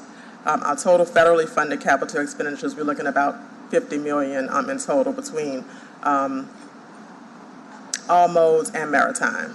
So ferry, terminal at Algiers, and those projects that you heard Ms. Hankins mention, those are included in the federal component. And again, that variance is about $3.2 million year over year, as we have a number of capital projects. And I think those capital projects are outlined in the city forms in detail, so you should have that information. And that is all I have. Any questions? Councilman King. Thank you, Councilmember Green. Good morning. Good morning. Good morning, RTA. I want to jump right into it and talk about the ferry, the Algiers ferry. Specifically, I know it's always a question of funding. We had it last year, we have it this year, and I'm anticipating to have it in the future. So right now, what is the ask from RTA to the city as it relates to funding for the Algiers ferry? Specifically for the ferry, we're asking for $7 million. Does that cover, is that for both Chalmette and just Algiers? Only for Algiers. We get money from the state, and this covers the offset. So the way the ferry funding comes, we get money from 18-wheelers, and so that is split between Algiers and Chalmette. Chalmette, the state gives us a dedicated $4 million, and then the other costs are either in the revenue and the fare transactions and or federal deferred maintenance costs that they give us. Okay. Preventative maintenance costs. All right. So why isn't the state funds going towards the Algiers ferry? So the state, in the CEA we have with the state, it specifically outlines the transportation trust has to go towards Chalmette. Because there's no bridge, is that it? Correct. So because on the Chalmette, once they built the second bridge, the state felt it had met its obligation for New Orleans, and no longer, once the toll tags were removed, there was no dedicated funding stream. That's why they got rid of Gretna, and that's also why they got rid of the Algiers, essentially. And Algiers is a choice that the city of New Orleans, the community has made. So we have to come to the community to help us figure out the funding source. Okay. So I'm like I did last year, definitely turn over every rock to get funding for the Algiers ferry this year moving forward. I know, because I know how important it is to that community, especially those who service workers in the French Quarter. It's just every councilman has their their specific projects that they want to see funded, and we chip away all the time. I know every year that number grows. So are there any ideas that could maybe help the council, help RTA, so the money doesn't come directly out of the general budget? So I think the more,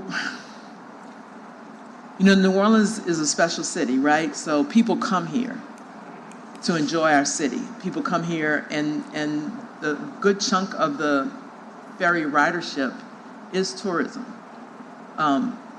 We look at the hours by which we have the most traffic. Most of the traffic happens, during the middle of the day.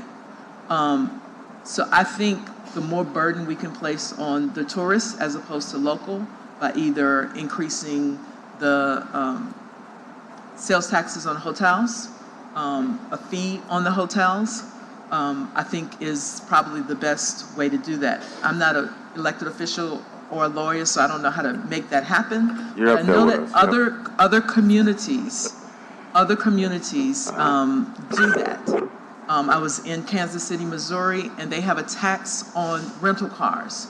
And not only a fee per night on rental cars, one fee per night goes to their transportation, the other fee per night goes to funding their stadium. So Savannah has a whole district in their CBD or their hotel district that they put in a tax on the hotels, a tourism financing district, and that funds their public transportation in that area as well as their ferries. So I think there's some solutions out there. We're willing to help do some of the legwork to show you what other agencies and other entities are doing. Okay. Well, I appreciate you willing to help out with that. Anything we can do to take some of that burden off of the city, which we don't mind, of course, helping out, but get creative and find other ways to fund the much-needed ferry in Algiers. So thank you for that help, and Councilman Green, that concludes my comment. Thank you, Councilman King. Since much of the budget of the RTA is anticipating the hiring potentially of those 70-plus workers needed to fill the vacancies, can you talk to the public about what you're doing to fill those positions and talk to the public about why they should consider applying to the RTA? Yeah, we advertise on our website, norda.com. There's a whole section for jobs. We also advertise in, LinkedIn and NOLA, the NOLA jobs, local NOLA jobs areas. We also participate in various career fairs and career events. The RTA is a great place to provide for the family. It's a great way to be a service to our community, and we pay well. We pay, our union contracts are great contracts, so it's great union jobs that we offer to our community. The public starts off first by contacting the RTA, or should they go directly to unions? To the RTA, to our website. Right. Just tell the public. Norda.com. NORTA.com. Yes. Okay, could you talk about, and it was good to see you at the RIDE forum the other day at the panel.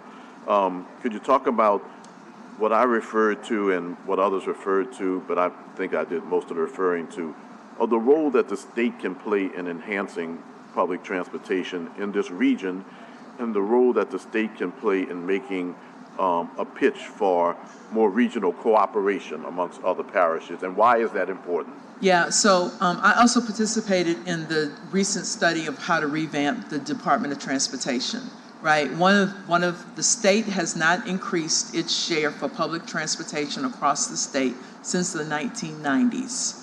Right, they give roughly $4 million to all transit agencies across the state. That's $1 per capita. It hurts New Orleans as well as it hurts the rurals, right? If you think about somebody in Vermilion Parish that's trying to go from Kaplan to Abbeville where the community college, or Kaplan to Abbeville where the Walmart is. You know, good transportation can solve a lot of our communities' problems. So we are working with the Louisiana Transportation Association at a different level to try to create an urgent message for our state leaders as to why they need to increase the transportation fund for public transportation, because it's an economic equalizer. Just like in New Orleans, it's the same way in our rural communities. And we are working with our regional partners in St. Bernard Parish as well as in Jefferson to improve public transportation. How do we coordinate the times? Our planners are starting to work together to coordinate our times of arrivals and departures, such that someone going from New Orleans and has to transfer into the Jefferson transit system, the timing of the buses are right. So I think at a staff level, we can do a better job of communicating and coordinating, as well as at, you know, the elected officials. And if we are going to solve the regional problem, you know, New Orleans has to work with our regional partners, and the state has to encourage us to do that. Is there a plan to go to the state to lobby for more assistance? We are working. I think that there should be. We are working Other on parishes that should be at the Louisiana State Transportation Association level. Yes. Okay. All righty. Councilmember Morrell. Thank you. I want to go back to the ferry situation. As in my term in the legislature, there has always been this issue. I'm going to be very candid. I'm kind of over it with the RTA playing damsel in distress. If I called Gary Carter and Delisha Boyd right now and asked them that y'all approached them with any solutions to ferry funding, what would they tell me? I've talked to Gary Carter about solutions to ferry funding. Such as? One idea was that I got from the community was going to the, and I've talked to the port about it, around a demarcation fee, right? To charge, again, tourists for that. When I had the conversation with the port, their answer was their contracts had already been established. I've talked to Gary and Delisha about a tax on rental cars to increase the transportation fund at the state level. So you're familiar, when it comes to taxing in the industry, have you spoken to the Restaurant Association, the hotel, motels? Have you spoken to those groups? I have not yet, no. Because let me tell you how it works at the state level. Whenever you're going to tax an industry, in the state of Louisiana, the industry has to agree to be taxed. That's how all this works. The reason why, for example, there was success with quarter for the quarter, which everyone's familiar with, is because the city, the residents, the restaurants said, we have to improve infrastructure in the quarter. Will the restaurants agree to be taxed? The restaurants agreed to be taxed. Quarter for a quarter happened. If you want to do a demarcation fee, that's a loser to begin with, because you're not only dealing with the port, you're dealing with the cruise lines. There's too many individuals you have to negotiate with. If you want to do a hotel motel tax, which those are always very difficult to pass, you have to begin with speaking to those industries and explaining why the ferry is a priority. I guess my issue is I am very leery, and I feel like I'm having deja vu, and I know my Algiers Point people probably know the deja vu of every year we're short and we have to go find general fund money to fill the hole. And the reality is we are not currently in a budget crisis, but the funding for government is always up and down. You have to find a revenue stream for this.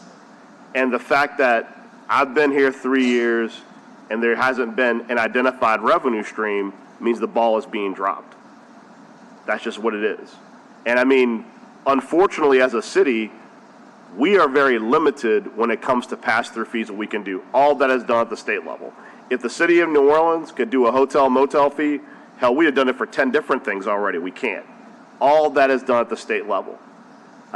I'm going to reach out to our legislative cohorts as well.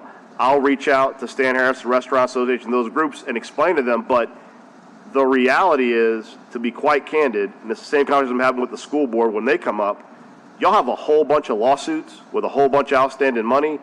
and I know we're involved in some of them. All these lawsuits have existed for years because both parties are like, we'll just wait the other out. You're in a cash crunch. School board is in a bigger cash crunch. Now's the time to sell those lawsuits and get your money. Because I think for a lot of these litigations, when government is suing government, it's like the only person winning is the lawyers because the lawyers are getting paid. In most industries, if you're a company and you have a shortfall and you've got an outstanding lawsuit, maybe you take less than what you think you can get to get the cash. I think that's something the RTA needs to consider. Because right now, you do have a lot of needs and not enough money to meet those needs. Out of every organization we've had up there with current goals, you have more yellows than greens, more so than many other groups that come in front of us. The city is always willing to put up a portion and to help you get there, but you've got a lot of unmet needs, and it's time for y'all on the lawsuit part to get some of those assets, that cash in to handle those things, and to come to us collectively, both the state and city, with the plan we can take to those industries to get you a revenue stream. Because the reality is, you can't just count on the council person from District C every year to beg, borrow, and steal and find $7 million for the ferries. Because the reality is, every councilmatic district has different things that are priorities to them. East has stuff, Gentilly does, and the reality is, all of District C does as well. There's no guarantee any given year that's going to come in. And because we don't have, honestly, I've told Freddie, I said, I really wish on the ferry side that we had comprehensive plans, on one level to go to the restaurant association, for example, and say, if we only get $4 million of funding, here's what the hours will be. You have to be able to show them best and worst case scenarios to get the needle to move. I feel every year it's, we need $7 million so the ferry can run. I get that, and we have money this year, but that's not guaranteed every year, and I do not feel like this needle's been moved, not just in my 3 years on the council, but in my over a decade in the legislature. The toll tags went away, and no one's had a plan since the toll tags went away. And I can tell you right now, to be candid, I've talked to people up and down who are like, let's talk about putting the toll tags back. With the way things are in Baton Rouge right now, and let me be clear by saying this, toll tags aren't going back. But if they did, the money wouldn't go to the ferry because the legislature would determine where the money went, and it'd probably be spent across the entire state of Louisiana because the New Orleans delegation is not the legislature. So we need to figure out local solutions. We need a plan. I am happy, Councilman King's happy to work with you on that plan, but I need a plan on how we're going to find this money. And I need something that I can help you get across the finish line. Thank you for that offer. Thank you. Councilman King. Mrs. Hankins, how much does the ferry ridership generate every year in revenue? Roughly. I know you don't have the exact number, but. I think it's like a $500,000. No. So our ferry ridership is about over 1 million riders a year, and the revenue generated is about 1.1 million. For both ferries. 1 million? For both routes. That's just in passenger fares. That is just looking at passenger fares. Now, we do get some preventative maintenance from the FTA to help with those maintenance things, about $600,000 a year. So break that down to me. Break that down. How much strictly does people getting on the ferry going to the East Bank, vice versa? 1.1 million. It brings about $1 million a year. For both routes. What does that mean? Both lines, for the Chalmette and the Algiers. So they bring in $500,000 each? Yeah. $500,000 each. And how many rides? You said a million rides a year? So roughly 1 million rides a year. And that's about half and half, so half 500,000 in Algiers, 500,000. So if you counted going back, so if I go from Algiers to Canal Street, is that one? And going back is two? Or how does that work? How do you count them? It's a one-way. It's one way. It's a one-way trip. Okay. All right. That's a big gap. 500,000 that's being generated, so the city's being asked to fit the bill for 6.5 million roughly.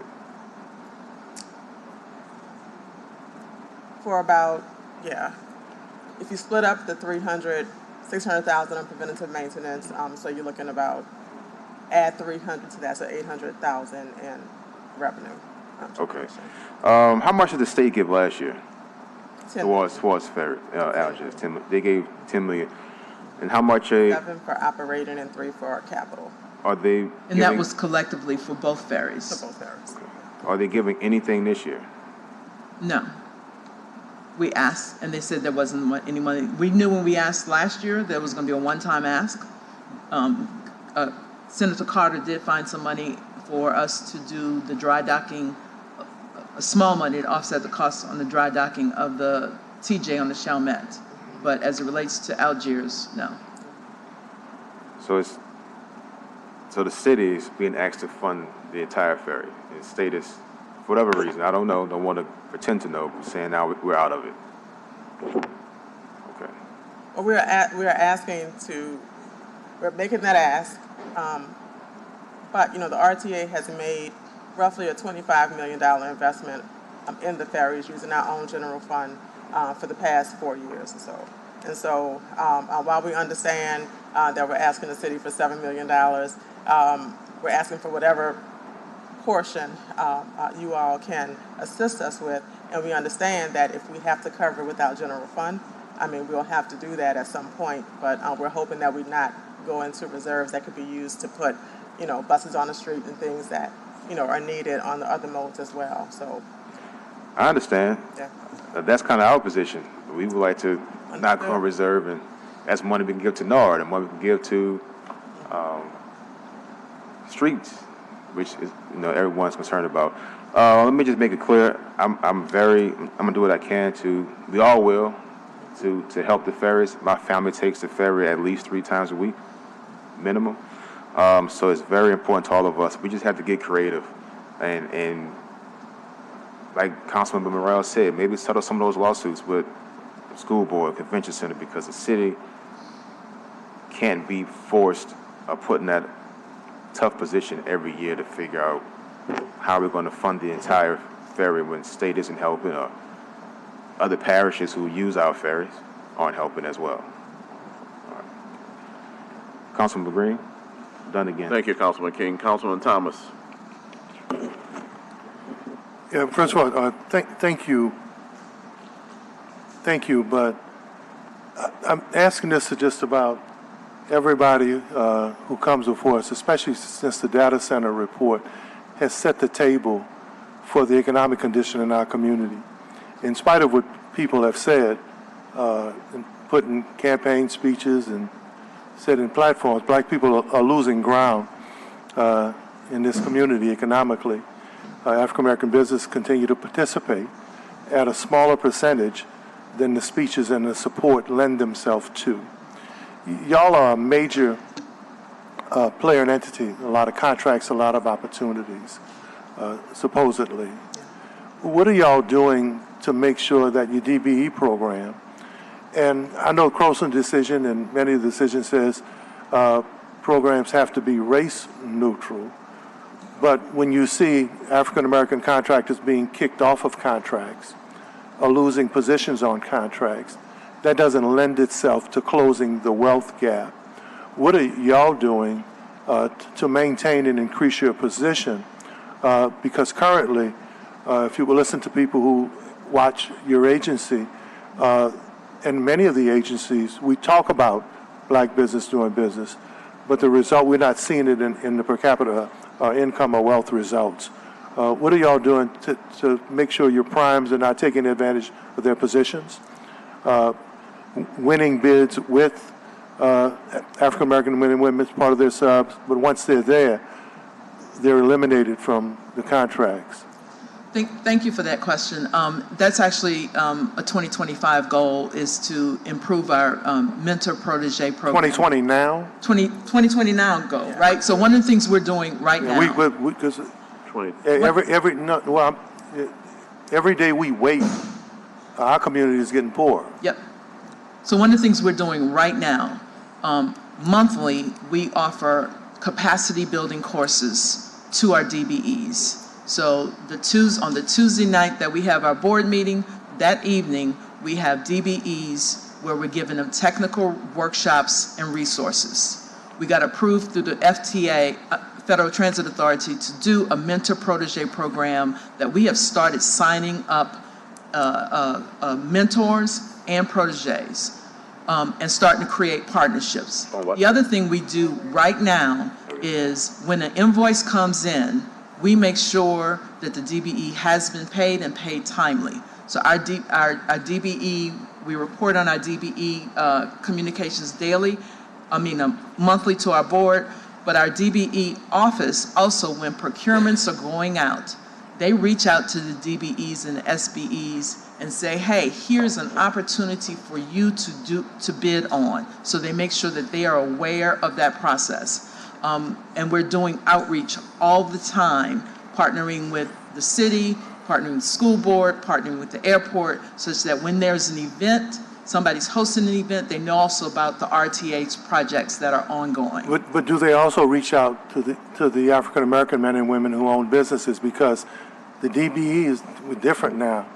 When you look at the list of DBEs and who dominates the DBE listing, that ain't us. Yes, we are. So you can call a DBE all you want, but usually the respondents and the ones who've been awarded the contracts don't come from the community that the data center says is losing per capita wealth, sliding back, especially in the last 6 or 7 years. We are reaching out. We're also encouraging all vendors, particularly African Americans, right, to register with us so that we have you in our database and we know to call you, and you can also get the automated emails to let you know when procurements are coming. Well, send that information to the Budget Committee, and so we'll know. I know you can't award programs that are supposed to be race neutral, but there are ways to set up contracts so that you can impact communities that are disparaged, right? If you can show where there's participation, the level, and who's participating now, because the last time I got a list from one of the city agencies on DBEs, it wasn't people who look like us on, very few people there. And that's nothing against anybody else. But we're talking about, the data center has said that many other folk are faring well, and the dominant demographic here is losing ground economically. So there has to be an intention if you want to deal with crime, if you want to deal with education, if you want to deal with communities, there has to be something intentional about positively impacting that group within the law. Yeah. Thank you. Last thing, I'm going to leave this ferry issue alone, everyone. I want to move on. Was RTA looking to, with the Algiers terminal being renovated and the East Bank, the Canal Street terminal already renovated, are there any plans for concessions or any type of money-generating opportunities to help offset the cost of the ferry? Yes, we are looking at that as part of our design for the Algiers ferry. We are looking at creating an opportunity to generate revenue there. That was not contemplated in the design of the East Bank, the Canal Street. So there's potentially a partnership that can occur because of the lack of true infrastructure for concessionaires on the East Bank side. Okay. All right. Thank you. That's all. I can't comment. All righty. Thank you for your presentation. We have comment cards from members of the public. Kelsey Foster is first. It'll be Kelsey Foster, Ms. Samuel, Meridian, Jim Goodwin, and Michael Burnside. That was in order of receipt. Kelsey Foster, you have 2 minutes. Hello, good to see y'all, and it's great to be back at a budget hearing. I know we all know how important the ferry is to Algiers. I won't preach on that. I do want to just note that in the years of COVID, we only lost one small business in Old Algiers. In the 6 months that the ferry was down in 2019, we lost 3. So when it comes to advocating for the permanent solution of ferry funding, which I could not be more in support of, I think you've got a really engaged small business community and residential community who are here to work with the city, who are here to work with the RTA, and to advocate for a permanent solution. I do also want to just note there was a resolution passed by Senator Carter in legislature last session that does establish a committee to review permanent funding sources for ferry operations. I want to offer my own time and expertise to be a part of that process and solution finding so that we can find something that is going to get us out of this cycle of gap funding. And I would be remiss as an Algerine if I didn't also say bus funding and operations is also so important for our community.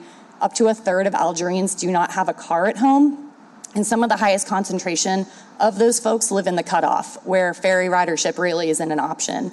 So I do just want to say all transit is really important for us as West Bankers, and I think you've got a group of folks who will really support all of us in coming together to find a permanent funding solution.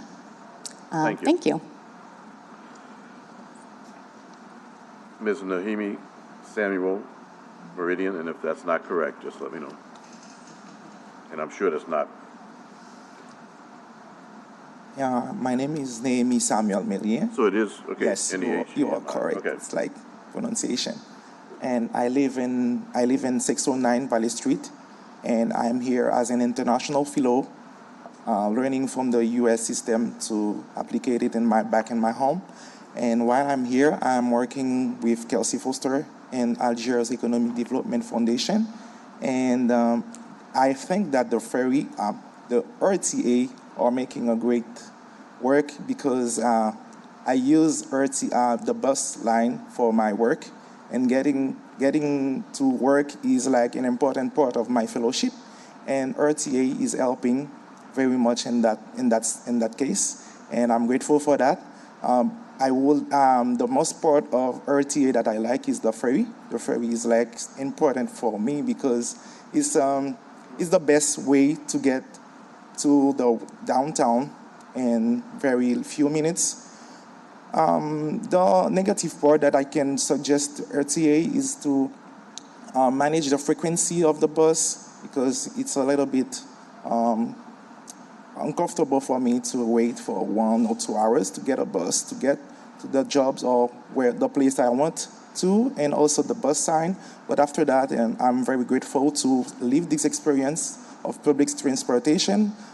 In addition to that, I was in Florida, and I can say that the public transportation in New Orleans is better, and I would like it to be improved for the next generation.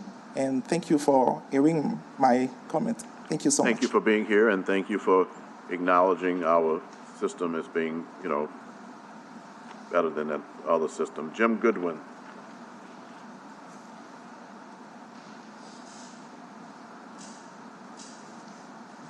Jim Goodwin, 537 Fred Street in Algiers.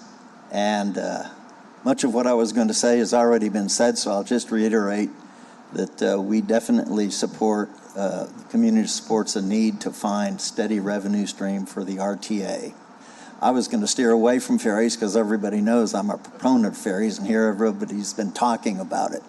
But to me and the West Bank, it's critical to have good transit of all forms, including for me specifically. I rely critically on the streetcars to get around a lot because there are no streetcars in Algiers, but when I get across on the East Bank, I get on a streetcar and go just about everywhere. When I have the time and can get here on time, I'll go ahead and take the ferry and the streetcar, or even just walk from the ferry. So it's critical to develop this stream and get it. It's important for employment. It's important for tourism, the gig workers. All those people have a critical need for good transit. And also the goals, as stated, are very good. Of course, the long-term global goal for me is to see the service of the RTA get back to a pre-Katrina level, and that may be an entirely unrealistic dream. But to have the kind of service that we used to have, it was a tradition in the city. I remember all the bus drivers and people that I used at that time. I lived across the East Bank over when I was at Tulane quite a lot. I've lived in Mid-City, I've lived in Lower Garden, I've lived in Upper Garden, I've lived in Carrollton, So all those places, transit is important. So I would very much like to encourage the city and working with the state to get a permanent revenue stream so that we can depend upon these services that I think will be a benefit to the city and the region as a whole. Thank you. Thank you, Mr. Goodwin, for your comments. Michael Burnside.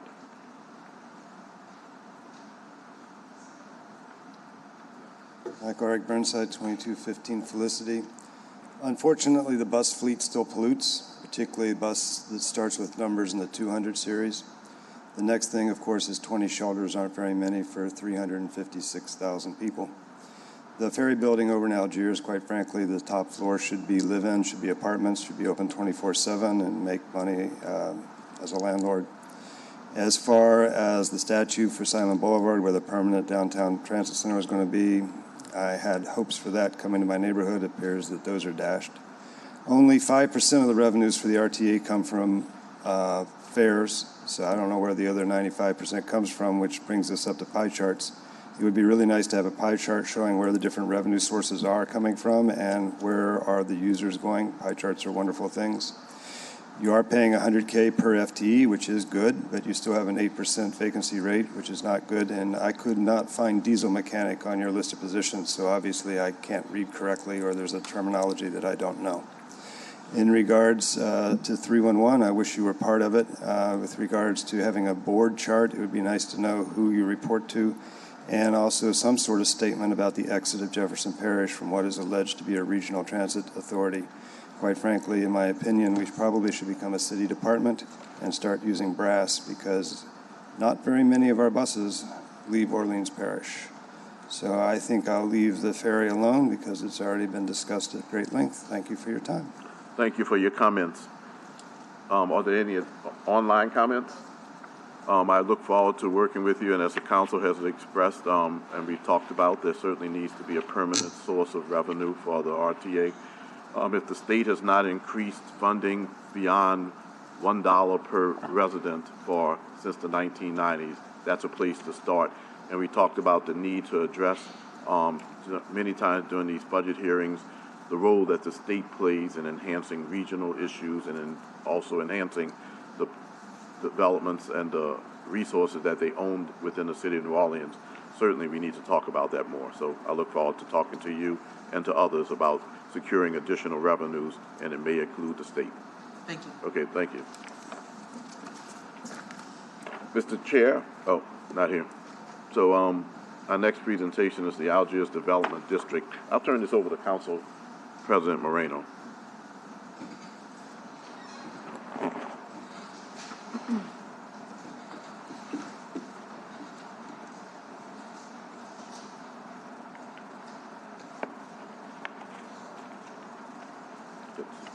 So we'll do Algiers Development District and then Bio District and then the Public Library. Okay, how are you?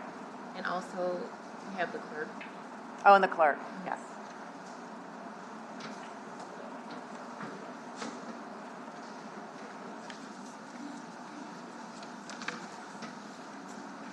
Advance it.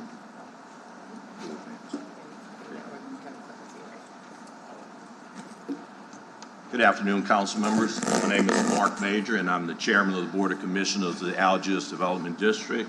To my immediate right is Kathy Lynn Honecker.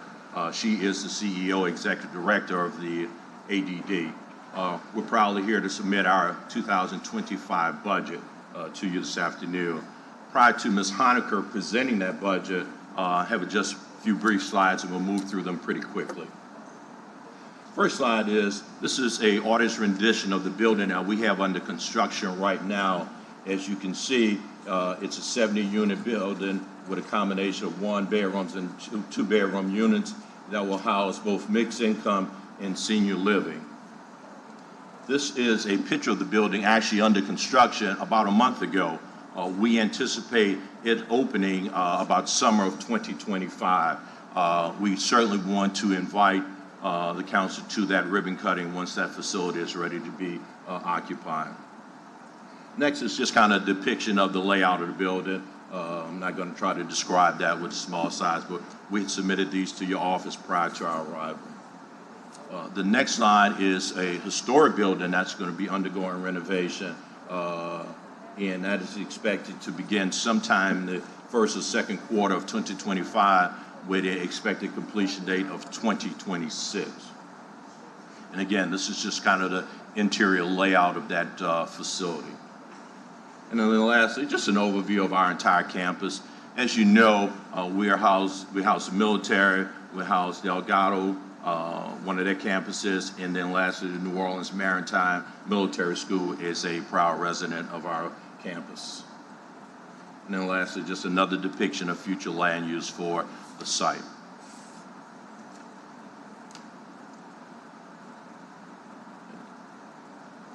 With that said, I'm going to ask Ms. Honaker now to move into the actual 2025 budget presentation. Good afternoon, ladies and gentlemen. Good to see everyone, and I'll move through this quickly also. The revenues, as you can see on the first page, I don't know if they're going to put it on the screen, but I think each of you have a copy. The revenues for the year for 2025 are $3,080,000. That's made up from our contract, as you know, with the state and city revenue, interest on our money in the LAMP account, rental revenues, which we have Property One that manages all of our retail complex that is leased out. That'll bring in about $750,000. We also have from Senator Carter 4 state appropriations for the churches of Algiers, for NORD, the city organization, Clara's Little Lamb Daycare, and Brechtel Park that we'll be working on for $210,000. Movie income, and then other revenues of $600 is what Mr. Major just showed, our chairman, from the completion of the second building that will begin in the first 6 months of 2005 for the apartments. So the total of $3,080,000. I won't go line by line with our budget as far as the expenditures. They haven't changed any from last year. We always add $100,000 of contingency. One of our biggest expenses is the bike and hike trail that we built about 7-8 years ago. We're still paying for that, and it's hugely loved by everyone in Algiers and people that come over to ride the bike and hike trail. So with that, our expenditures are $2,455,240, which leaves us under budget by $624,760 for 225.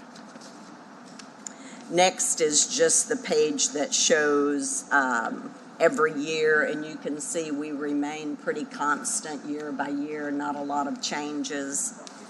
So if no questions, I'll flip to the next page of our professional services matrix. 6 of 10 are women-owned or minority-owned. We're very proud of that with the people that support us at the Algiers Development District. And you can see that that didn't change much at all either from prior years.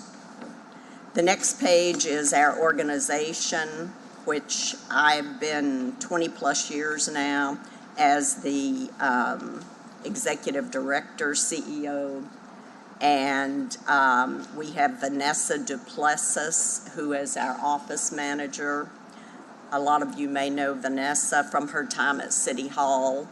And also we have an executive director that's an assistant with us, Mr. Bill Garrett. And the three of us take care of the operations of the Algiers Development District. And then the other attached page is just the page that everyone always submits as far as our elected official and who replaced who, when the appointment date was, the expiration date. And We have Senator Gary Carter, Mr. Mark Major, our chairman, Mr. Jabari Walker representing the mayor, Representative Delisha Boyd, Representative Jacob Breaux, who is fairly new in his position, Senator Joe Bowie, and Councilman Freddie King. And that makes up our team. And with that, we thank you for your time, and we'll take any questions you might have. Any questions, Mr. Burnside? Any questions for AD? None? None for Algiers? You good? Feel slighted. Well, I want to thank y'all for helping us with the District C Crawfish Ball, helping be a sponsor and a partner with that, helping keep that event free of cost to the entire community. So thank you for your partnership. And with that, we'll have our next presentation. Thank you, Council. Thank you. Thank you all for all the great support, always.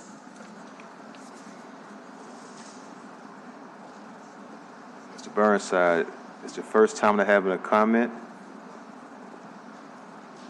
That shows what you think of the West Bank. That shows what you think of the West Bank.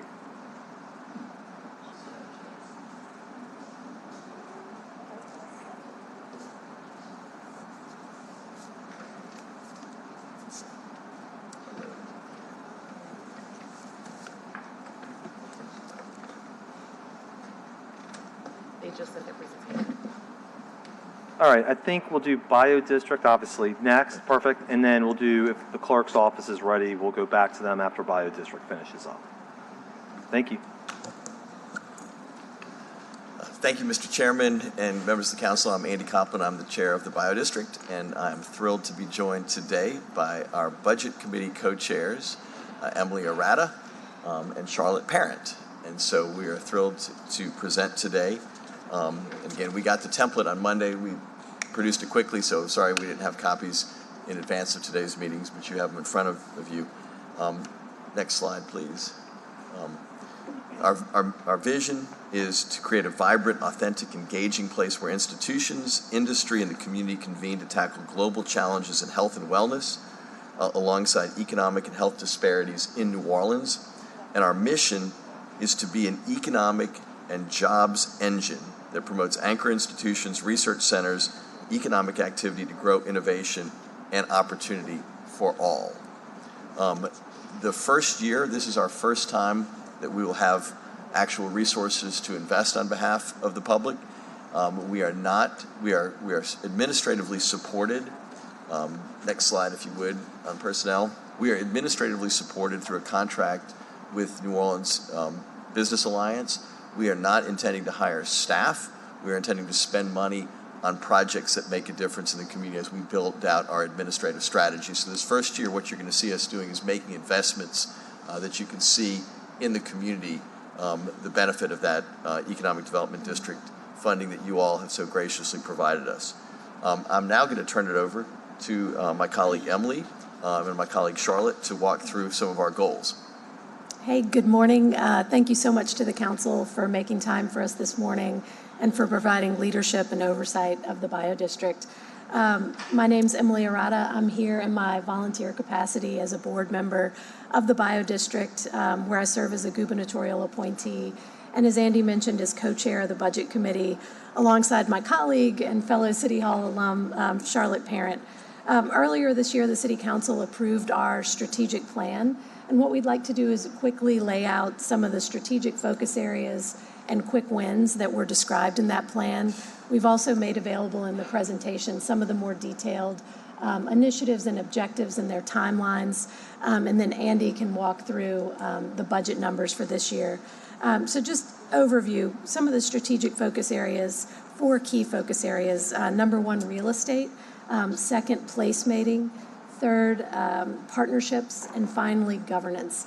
Now I'll turn it over to Charlotte to give examples of some of the quick wins in those areas. So good afternoon, everyone. I'm Charlotte Parent, and I am also here in my volunteer capacity as a member of the Bio District Board. I am going to go through some of the quick win opportunities for the Bio District as we put together the strategic plan and the things that we believe can be impactful as we begin to move forward with the full plan. So as it's listed, one of the big items is to support the redevelopment of Charity Hospital. That's been going on for quite a while, but we believe that the BioDistrict can have some impact in helping to support what that would look like going forward. Prioritize the Tulane Avenue improvements, pursue public space improvements and activation under the Claiborne Avenue and I-10 overpasses, seize economic development opportunities, which is a big piece for the BioDistrict, and understanding how we can create those opportunities and partnerships for our community. Invest in placemaking and activation opportunities. Convene institutional partners to develop research strategies for the district. And I think that's where the partnerships come into play and are so important between our academic schools that are here, along with the healthcare systems, along with the universities, and really pulling all that together so that we're pulling in the same direction around research. Provide targeted funding to BioDistrict researchers, entrepreneurs, and entrepreneurial support organizations. So really bringing those people to the table also as we develop what the plan should look like. Provide targeted funding to the BioDistrict education and workforce development initiatives. We are not only focused on the importance of research and the importance of all of the partners at the table, but really reaching out to begin to develop some of the educational pieces downstream to potentially make a difference within the district. And promote more security and safety within the district. And finally, advance a branding and communications plan. One of the things for the BioDistrict that we recognize is that not everyone really knows what it is and what's the intent and what we are planning to do. So part of this is to educate our community and bring awareness to the important role and the impact that the BioDistrict can play.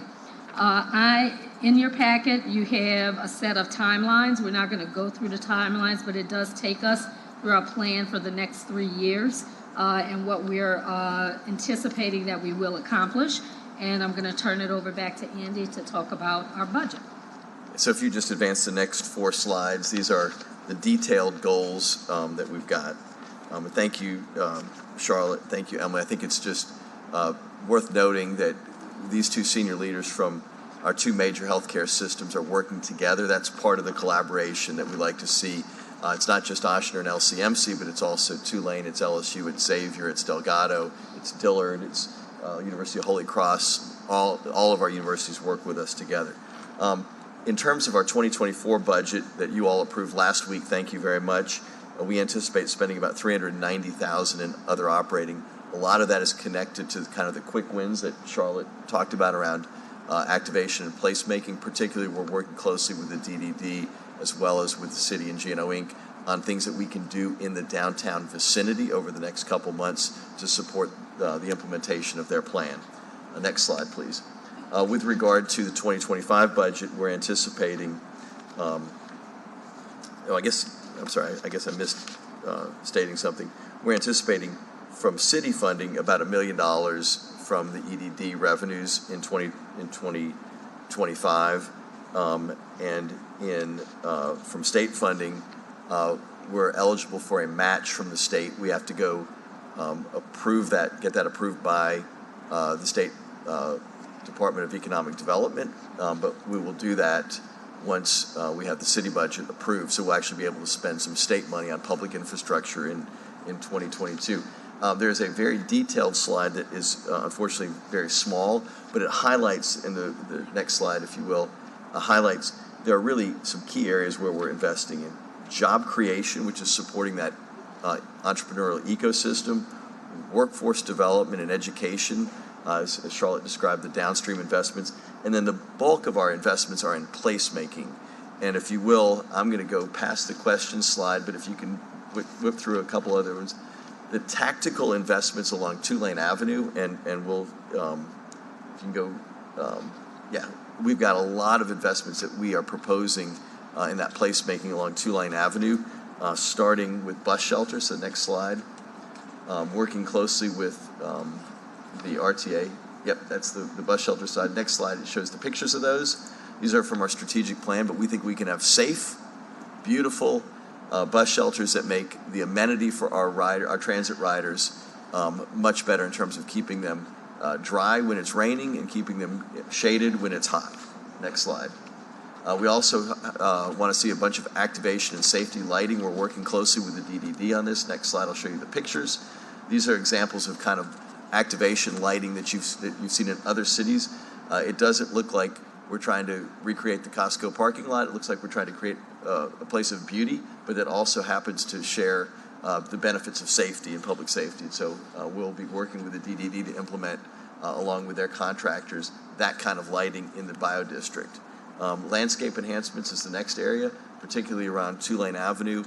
We need to make it greener. We also need to mitigate flooding, particularly in the area around Tulane and Broad. There's a lot of flooding on the Bank Street area there. And it's one thing that we can do with some green infrastructure, some landscaping. And so some pictures on the next slide of things that we're talking about making investments in that make it both more beautiful and mitigate from stormwater flooding. And lastly, traffic safety.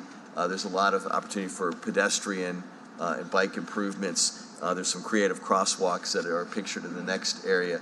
Again, it's paint, but it makes it beautiful. It also makes it safer for folks, and it gives it a better sense of identity as a place. And so we're super excited about making those kind of investments that people in the city and in the district can see put to work. And so with that, we will pause and answer any questions that you might have. And thank you so much again for your leadership in helping us get to this point. Without the council's support of this EDD, we wouldn't obviously be here. We wouldn't have been able to get the state match. And so we're grateful for your support and eager to work in partnership with you all to make sure that these plans are implemented. Thank you. We're excited about all of this too. I love seeing the tangible progress and the schematics, and particularly what's going to happen on Tulane, which I think has been neglected for far too long. My question is just, is the focus going to be purely on the operational side for as long as possible, and then as that gets built up, eventually you'll need an executive director, or is it always going to be operationally based on how strong your team and board are? Yeah, I think part of our concern is we want to make sure that the first priorities that get addressed are things that we know that need to be done, that people can see visibly. There's a lot of organizations that work in this space, and there are multiple institutions that have folks from our hospitals, from our institutions, our colleges and universities. And so the question is, what kind of efficiencies can we create with those before we say this is the structure that we need? There may be some consolidation opportunities. So we'll be working on that governance side of things with our institutional partners to make sure that we're not creating something in addition, but we're actually creating something that's more effective and that uses existing resources. So it is a 12 to 18 month process to see what kind of staffing pattern or organizational development we need. We don't have the answer to that yet. Okay. That's part of the strategy. We look forward to getting feedback from you all in the public on how best to do that. That makes sense. And I mean, the only thing I'm thinking is, like, if we need to have an internal liaison inside City Hall to help you navigate those things, please let us know about that, because I know, is it DDD? Is it in the bio? I know you're shaking it right. I know, but this is, I mean, and look, you have three pros who are sitting at the table who have lived this as much as we have. We want to make sure breaking down those barriers and the fact that you all are here is great, but at the same time, inside government, having somebody who can help you navigate is really important. And let me just say, we do have a CEA with Nola BA who's kind of incubated us for the last 10 years for pennies. We're actually going to pay them through a CEA to staff us. Andreas Pachos, who works there, is here with us in the audience today, and I want to acknowledge him. So there's going to be a point person that supports us, so it's not just the volunteers who are up here going forward, and we'll use that to build it. I also want to thank Sharon Courtney, who's a member of the Bio District representing Tulane, who is here in moral support today. And if we got any hard questions, we're going to send them Sharon's way. Councilmember Harris. Yeah, on communications, I can tell you I spoke at Xavier yesterday to a first-year class, and they know what the Bio District is. They're excited about it. Their concern was around connection and RTA and walkability. So I think that Councilmember DeRusso is absolutely right, is that we need to engage with the community to ensure that the input is there. So I guess that's my question for you, is how are you doing focus groups? How are you getting getting people out to tell you exactly what's needed, and how are you knitting together all of those voices to make one plan. I think this plan is great, but I do think that there are some voices out there who would like to be connected and know more about this. Yeah, I think so. So in those, the list of specific things where there's a real estate strategy, there's a bunch of different strategies. We're likely to have some contractors who are working on those things. So just as we did with our strategic plan when we had community meetings and we got input from lots of key constituents who have appeared at our meetings, we did a lot of one-on-one interviews with people who've shown an interest. There are groups like Together Gerttown who have been really helpful to us at identifying priorities in and around Xavier. Kanisha Aiken-Palumi is a Xavier Associate Provost for Research. She's on our board. So we intend to continue that. And I think the connections, particularly around transit, are really important. We've got the great health bus line that the RTA has. If we can get it to be more consistent and more frequent over time, it runs from the old downtown two-lane hospital, past Charity, past LSU, past the Cancer Center, past UMC, past the VA, around the corner by Xavier's campus itself, and then all the way down to Ochsner and Jefferson Parish.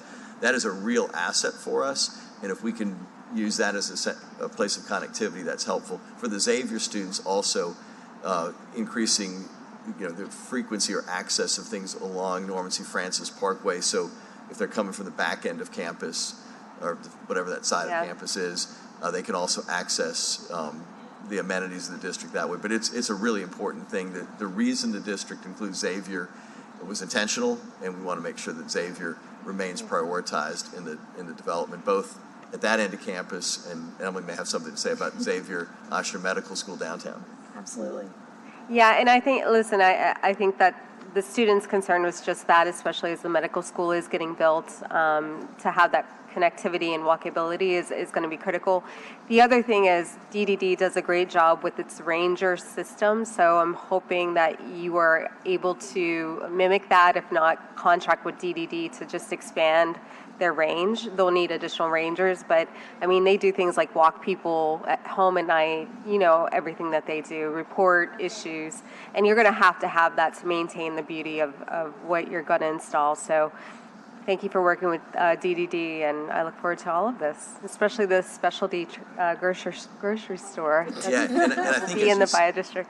As you say that, our opportunity to partner with the RTA, with the DDD, with DPW, that's where we see the best use of our funds. Not trying to do it ourselves, but just like, okay, somebody's really good at that.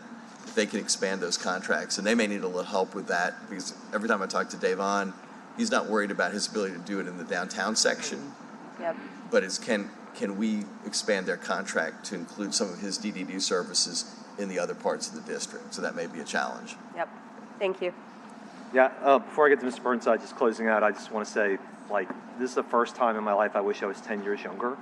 Because I think this is exciting about the fact that you have so much partnership going on, and all of these things are going to happen. And I'm looking at Councilmember Harris, transit, lighting, streetscape, all the things that we talk about that we want to do to have a smart and safe city is being done right here. So thank you all very much for your work as volunteers. Mr. Burnside.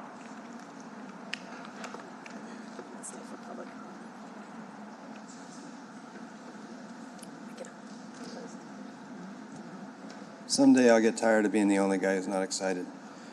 And I just stay home, put my feet up, and watch TV. So I don't have what you showed everybody because it's not out here. So I don't have a copy. So again, I'm stuck in this situation where I'm relying on my memory and I'm relying on verbal interaction. Yes, you have a screen, and yes, I can look at it. And yes, I made notes, but at the end of the day, my notes could be wrong and I could be talking incorrectly. So it would be nice to have a physical handout. The next thing I want to bring up is that my dream and your dream aren't the same. My dream involves poor people. My dream involves homeless people. My dream involves a guy who's going to sleep in the middle of your landscape and get arrested by a state cop at 3 a.m. in the morning and thrown in jail. That's what's going to happen. Now, whether the homeless guy's drunk or not, and whether he's a tourist or not, doesn't really matter. The poor have no place. And as there's no place for the poor become no longer poor, they become property, as was once upon a time ruled by the Supreme Court of the United States simply because a child of God had black skin, he was property. And the poor are going to go to jail, and when they're in jail, they're going to be bad, and when they're bad, they're going to be punished. And that's a cycle of destruction. So as far as the rest of it goes, you got a lot of Amtrak land, and again, Andy and I will dance once again. That Amtrak land is owned by the city. It's under a lease. The Amtrak should go out to the airport, and that land should be used by the people of the city, because right now those steel fences divide the city, the rich on one side and the poor on the other. Mario Commons on one side and the VA and the UMC on the other.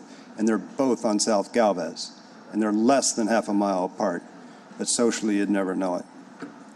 As far as us supporting Charity Hospital, I don't agree.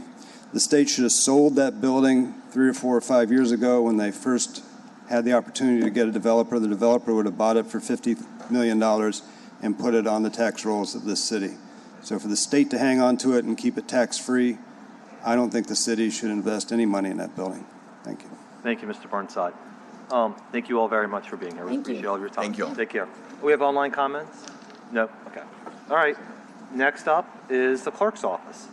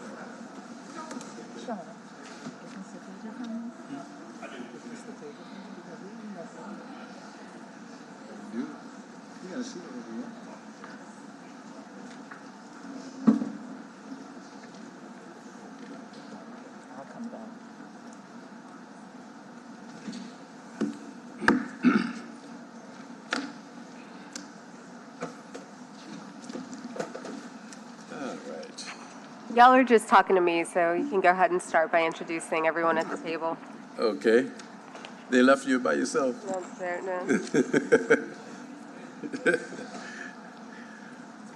Good afternoon, members of the council. I want to introduce everyone at the table. Of course, my name is Darren Lombard, Clerk of Criminal District Court.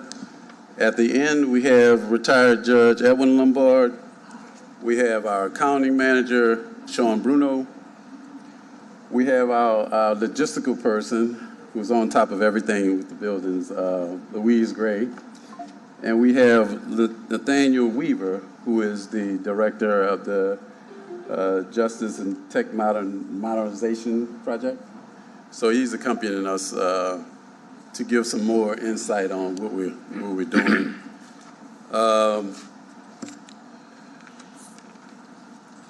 You ready? All right, we're going straight to that? That's the version that they have. So click up. Okay, go back. We're going with the mission statement. I'd like to start by going over our mission statement. Our mission statement is that Clerk of Criminal District Court's office is dedicated to maintaining the integrity of court records, supporting the courts, and providing exceptional customer service with confidence and respect. Additionally, the role of the Clerk of Criminal District Court's office, additionally, the role of Chief Elections Officer, which oversees candidate qualifications, election management, accurate tabulations, verification of results, and ensures the safety and security of polling locations for the citizens of New Orleans. Our vision at the Clerk of Criminal District Court's office is to exemplify excellence in court administration, by advancing the justice system through innovation, professionalism, and transparency. This commitment not only builds public trust, but also enhances the effectiveness of the criminal justice system. So, I'll go back to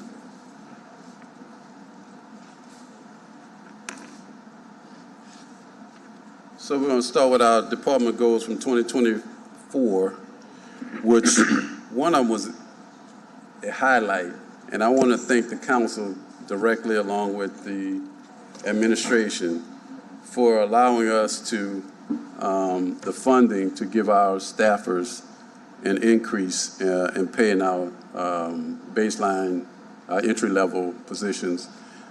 That increase was approximately 20%, which is a significant amount, which affects our employees' lives directly. And I want to thank you on behalf of them and myself that you all made that possible. It was a difficult thing to get done in the past, and I want to thank you again for doing what you do and helping us improve the lives of our staffers.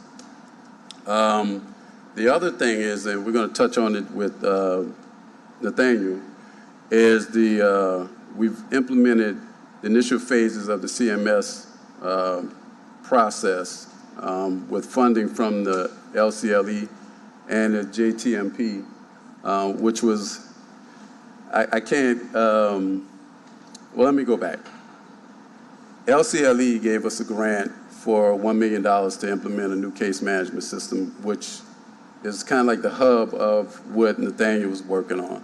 So we've gotten the funding for that. We've already implemented all the steps and processes to get the system calculated or configured to what we're trying to do and our goals. And with the help, well, I'll say this, without the help of Nathaniel and his staff and his funding, I don't know if we will be able to have gotten this project going and got it as far off the ground as we have. I mean, we're pretty much well on our way. So I'll step aside and let him kind of explain what we're doing and his involvement in the project. Okay, sure, happy to. We briefed the council previously on the Justice Tech Modernization Program. That's the ARPA-funded initiative to overhaul our local justice IT systems. As all of you know, a lot of our technology in the justice system dates back to the early 1980s. People are still operating on a mainframe system that was built in 1982 for the jail, and 1988 for the court. So as much as there are downsides to the old technology, one thing that it has in its favor is that the jail system and the court system are running on one box. It's one system, really, that's being used by the jail and the court. More modern systems tend to be more specialized, and so there's not a single product that's going to do what the jail needs and what the court needs in the specialized way, so we have to split into two products. We're going to have a court case management system, which the clerk is leading, as well as a modern jail management system for the sheriff's office. So it's incredibly complex to time this in a way so that as we build these new systems, or as we implement the new case management system and the new jail system, that we're maintaining the information sharing between the court and the jail and enhancing it. There are lots of opportunities where we can actually share more information across local agencies thanks to the new technology. So this has been an incredibly complex project. The system the court uses today was custom built for the court. And so as you can imagine, 12 different sections of court, judges that have spent their entire careers working within these systems. Change management is very difficult because even though there are a lot of opportunities in new technology, it means that it's a change in the way that the court is going to operate. And I really appreciate the willingness of Clerk Lombard as a leader to work with the judges and work with the software vendor to make sure that the software that they're implementing meets the needs of all users, whether it's a minute entry clerk in a section of court or a judge or a member of the clerk's office. So it's been a very difficult project, but thanks to the leadership of the clerk's office and the professional staff we have, Frankie Taps is our project manager for this, we've been able to work through a lot of difficult challenges. So we expect for the new system to fully roll out in March on the same day that the new jail system will roll out. We have to do them at the same time because of those integrations. but it's going to be a big milestone for Orleans Parish. It's going to lead to better ability to track outcomes in our courts, better data on what interventions are effective, as well as just a much easier process for the people who work in the justice system to be able to process their cases, do their work, and access the information they need to do their jobs. Mm-hmm. Yeah, to add on to that, I mean, it will expedite the process of people. We probably won't even have that many public records requests because the information will be readily available to anyone outside of sealed cases, of course. So it'll help in that way to save us some time. The cost saving is going to be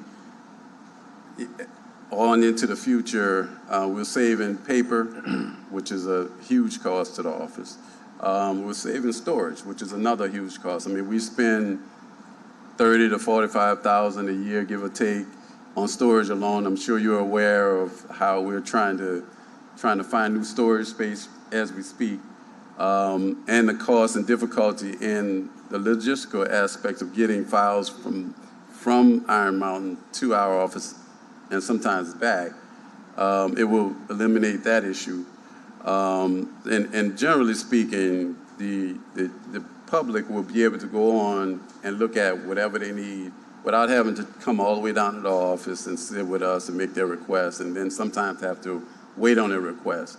So the ultimate goal, and I've had this conversation with Nathaniel, the ultimate goal is to have everything we have, all of our files, downloaded onto the system, whether it's a case from 2 years ago or a case from 50 years ago, we have that file and that information. We want to make sure it's in the system and available to the public. This also, another important part of it, and he didn't expound on it too much, was that it'll help us with the reporting process. So we have stakeholders, or partners, I'll call them, that we send out reports to, such as Department of Corrections, the DOJ, Supreme Court, and other stakeholders, that this will be an automated process. We will not have to have someone sit down and gather the information and form a report and then send it out. That information will be immediate. So all of these efficiencies will at some point lead to cost savings, along with other aspects. And one part of it is that I'm sure you can imagine that going into a new system, we will have a more efficient way of doing the processes, which will allow us to repurpose some of our positions. So some of those positions that may become available for the scanning process for the old documents, which is going to take some time to get into the system. And we've discussed that and possible funding for, maybe a contract or something to get additional help if needed. So, yeah, this is a really huge deal. I can't say enough about it. I can't thank this guy enough for him and his team and everything they've done. So another point I want to make as far as what we got going now is that I think some of you probably know that expungements are a really big deal to me. And I think you all are on the same page that we need to get people back into the system and being productive and being able to earn as much as they can and not having these roadblocks. So thanks to our good friend, Senator Gary Carter, he has some appropriations set aside for us in the amount of $50,000 that we plan to use on offsetting the cost of expungements, because right now it's $550, which is kind of expensive, particularly if you're a formerly incarcerated person and you're trying to get back into society and be productive. So we've gotten that amount from him, which will help. I've already been in preliminary conversations with Jason Williams, the DA. He's on board with it. We just have to hash out the details. And I would ask that the city council works with us as well. And maybe we can defray the cost completely at least for a certain number of people who want to take advantage of that opportunity. So at this point, Sorry, I got to ask, what's the cost? $550. Oh. So that's pretty Per, yes, and that's pretty significant, especially if you have to get an attorney involved. Sure. Which that can get the price up even higher. So I think that will encourage people to come forward who've been discouraged by the process and having to pay that significant amount of money to get their records expunged. I'm going to ask one question and get to Councilmember Morrell. Mr. Large, is the city still collecting or still has a fund of money from the bonds that we're sitting on? Like, in other words, remember how the city had collected that money for a long time? I'm just wondering if that can be used to defray the cost the clerk was talking about. We have to look, I think we need to verify with Mr. Joe Threat to make sure, but I don't have the exact information on that. Okay. It's on the capital side, so we'll find it just seems to me that might be a good way for money that had been used for that to be. I'm talking about the bonds assessed, not capital bonds, the bonds assessed for defendants.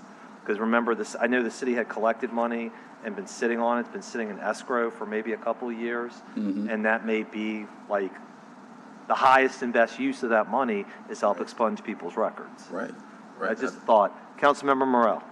Let's make a couple of points because I have to hop in and out of here for meetings. Number one, on the expungements, I think it's very likely the city could be interested as long as all the parties that get those funds also take a haircut as well. Because the whole point is that expungement fee is split between the DA, the courts, every different Sheriff, group, yes. the sheriff. So if we all agree as the city, the sheriff, the DA, everybody, this is a priority, then I think getting the city engaged is easier if all the parties who are also involved go, well, we'll take a haircut on those costs to lower the cost, let the city come in and defray it.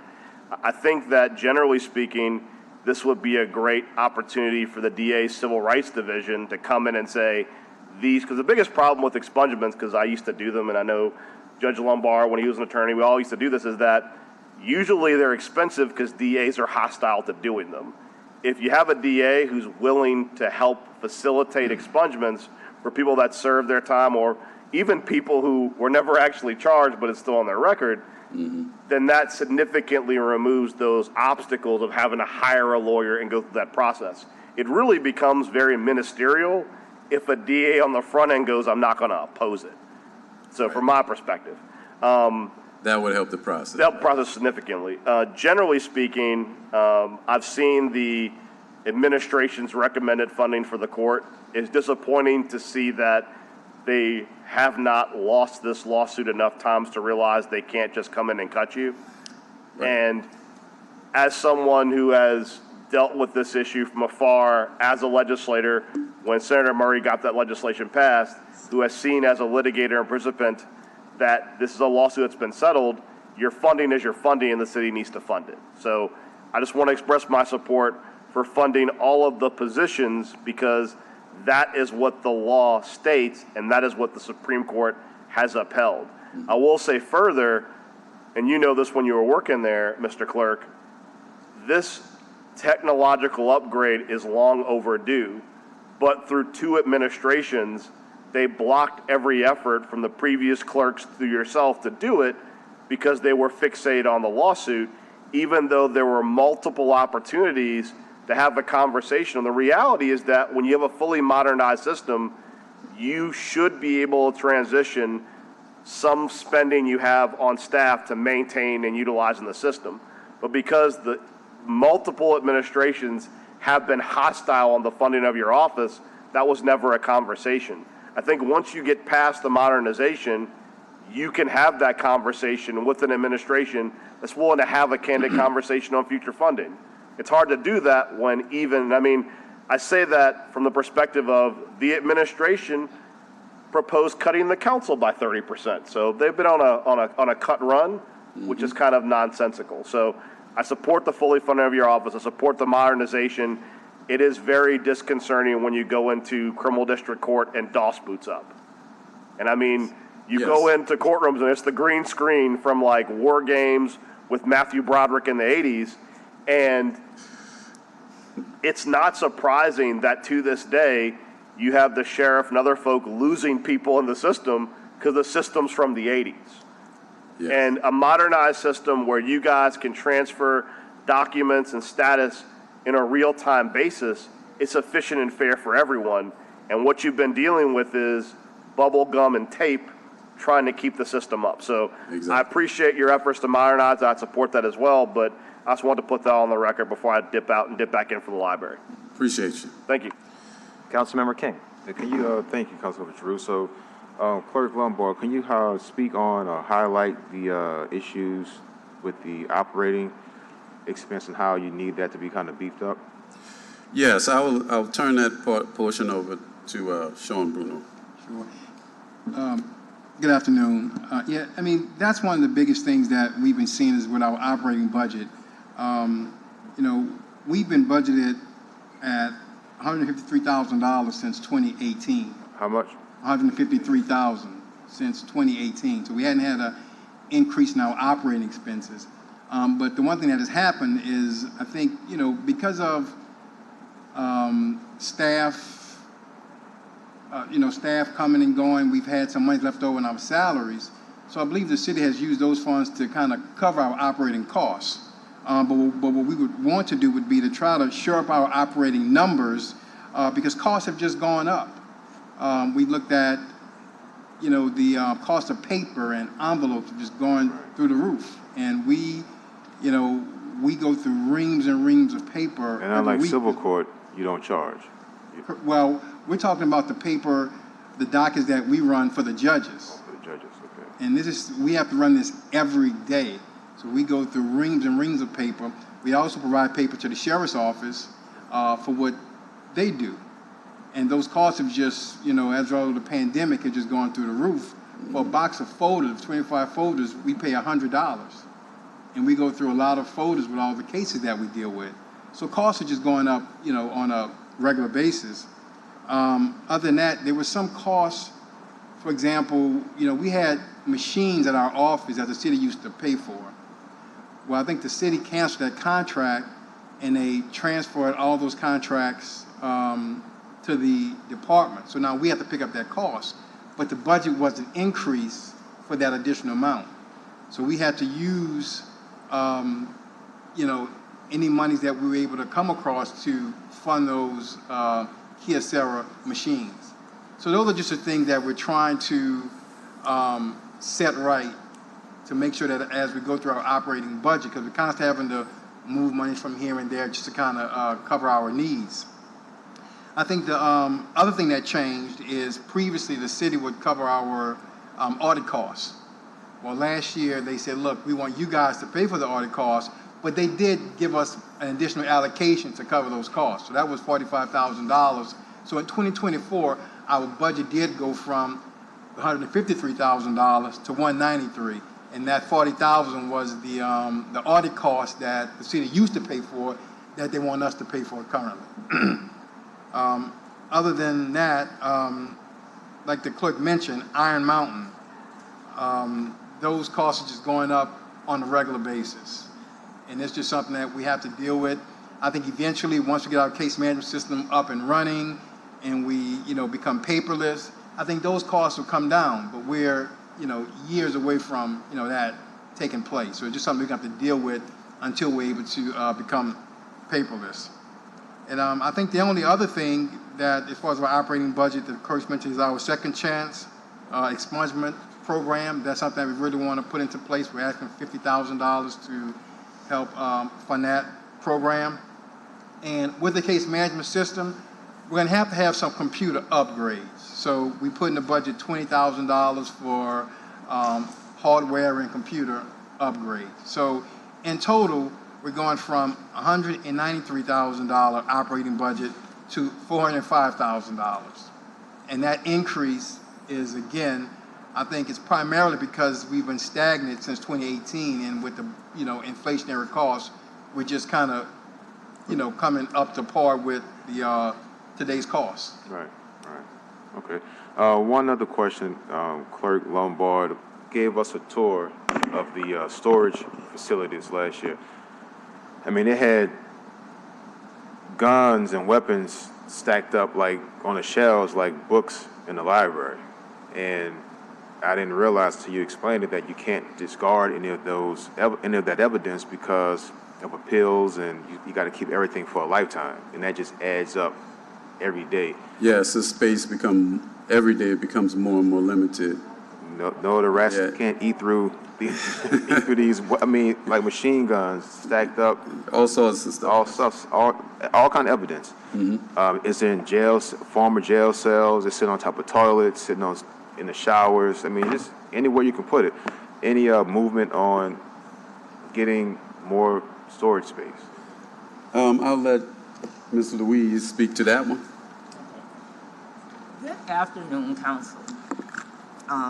Well, I have prepared something for you all today on behalf of the clerk's office. Employees that are employees of the clerk's office.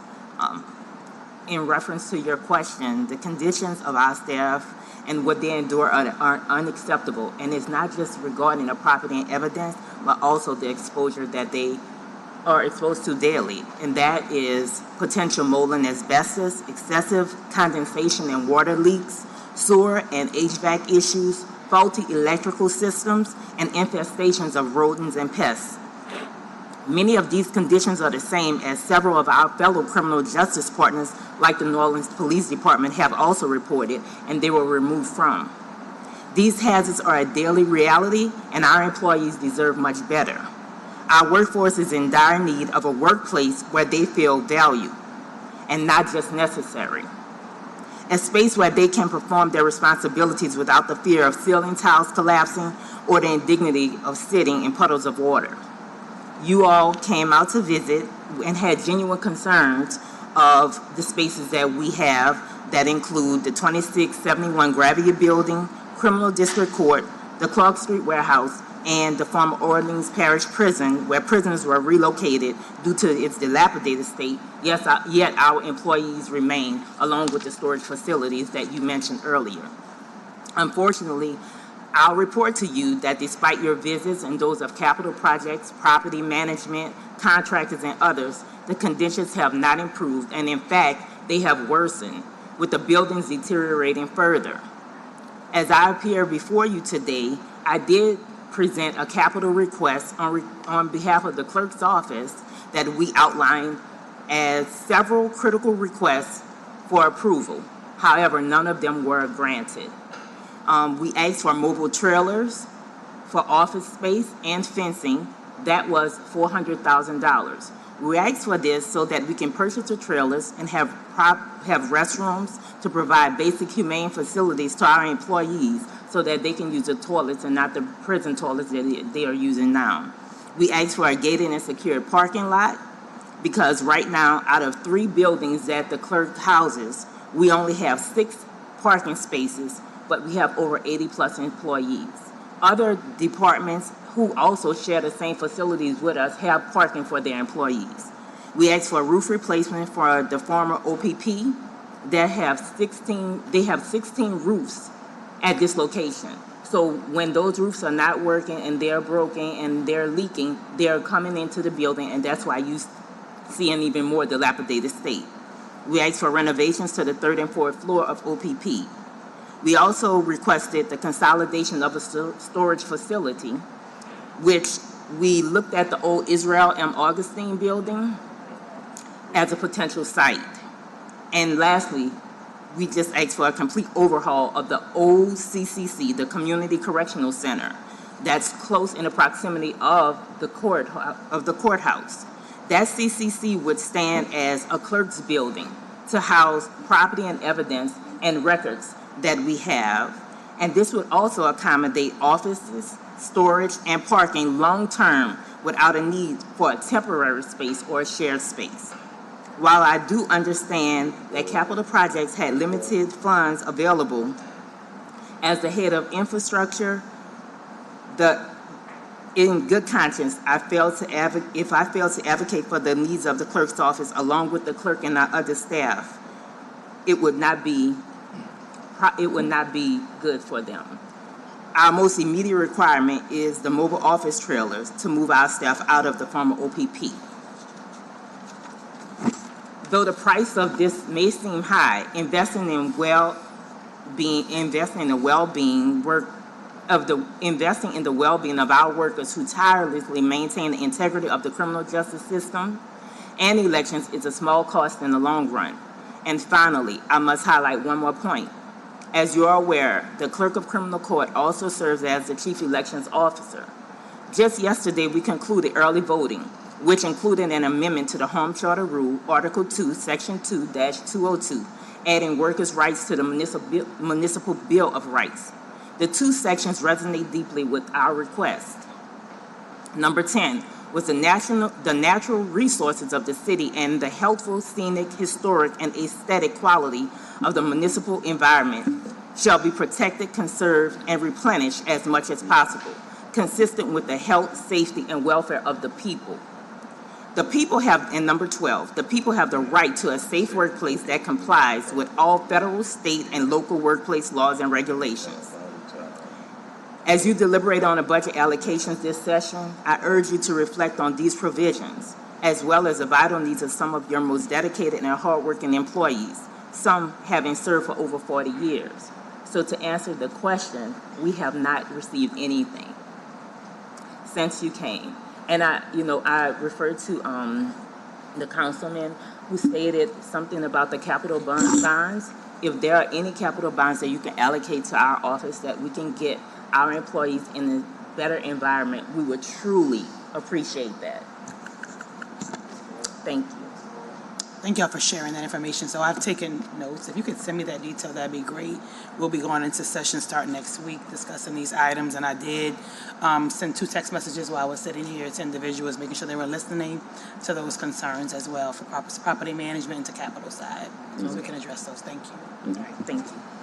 Yeah, unfortunately, look, District B is the home of several falling down buildings, including your storage area, including NOPD's storage area where the rats are getting high.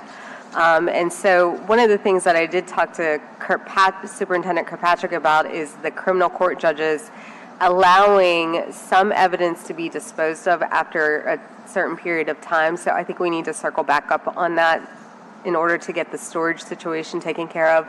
I also wonder if there's not an opportunity with municipal court being reopened, that new building for where they are now, being repurposed for some of your needs. But I think we should circle up and maybe get a working group with property management, capital projects, and you, and we can sit and try to figure out what we can do. Israel Augustine belongs to the school board, unfortunately, and I was just talking to the public defenders. That building is going to take millions and millions of dollars to rehab.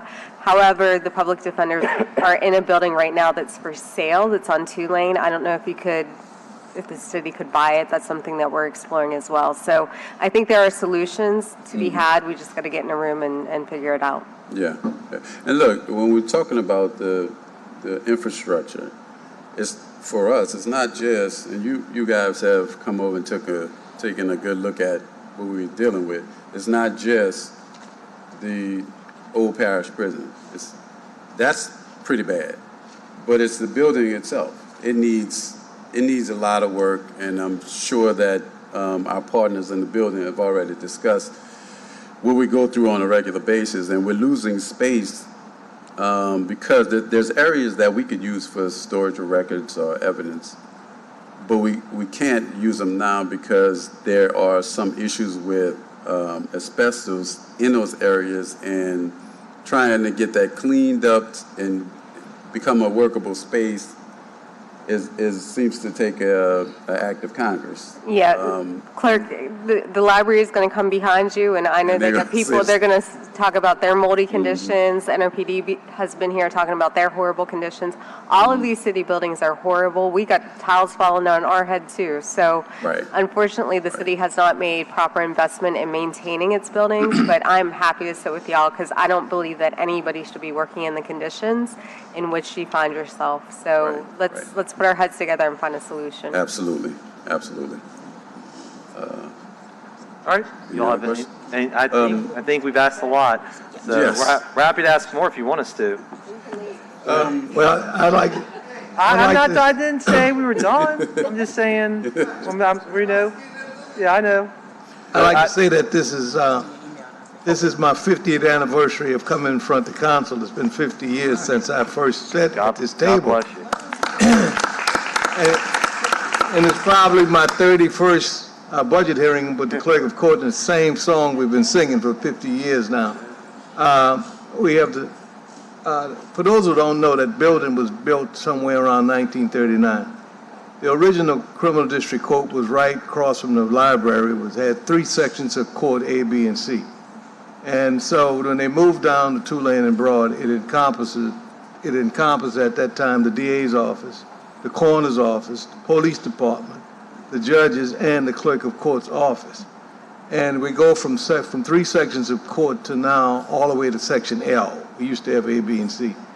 And we've tried to sandwich all of that into that building. So I think it's time to have a conversation because it certainly ranks among the worst courthouses in America that we start pursuing and thinking about building a new courthouse. The courthouse is antiquated, and I don't know what the cost would be to bring it back. It would probably be more cost efficient to start talking about a new one. And also, I don't think people understand that the clerk of criminal district court is an anomaly in Louisiana. It's the only clerk's office that has to be funded by the municipality in which it finds itself. 63 other clerk's offices are funded by the civil side of filing lawsuits. So we always have to come back here and get in line with NORD, with the Parks and Parkway Commission, because we are sort of treated like another agency and not like an elected official. I looked at the budget recommendations and I found it unbelievable that you could recommend that every member of the criminal justice system gets a raise and one member gets a decrease in budget. And it's the most crucial element of that whole criminal justice system, the clerk's office. We have the people who work the hardest, the people who get you never see them in the press. They have the worst working conditions, and I cannot understand how you can expect to increase the efficiency of other agencies, and it has no effect upon this agency. So when you increase the effects of all the other agencies by increasing their budget, it's going to have a boomerang effect on the people who have to do the work. And so I just cannot come to grips with the idea that you can increase every member of the criminal justice system agency except the clerks of court office. And I'm sure you're aware of that. And I've probably been making this plea for now 50 years, and I will continue doing it, because these people are often overshadowed. When the building is closed, they're there. When everybody else is gone, they're there. They have to walk 2-3 blocks to their car because they don't have the parking around there. And we need to raise them up. Are you talking about retention and recruitment? It's hard to recruit. And to retain, walk through the building, you see the DA's office, the judges, and all the other agencies with ex-clerks employees because the conditions are better and the pay is better. We implore you to please look at that closely and to help us along this journey. And thank you very much for this opportunity. Thank you, Judge. All right, I see Mr. Large taking copious notes, so we will raise this as an issue because I think, Judge, you raised a very fair point, which is a lot of the city agencies have gone down, but almost all of our other criminal agencies went up except for Clark. So, message received. Mr. Burnside, it is now your turn.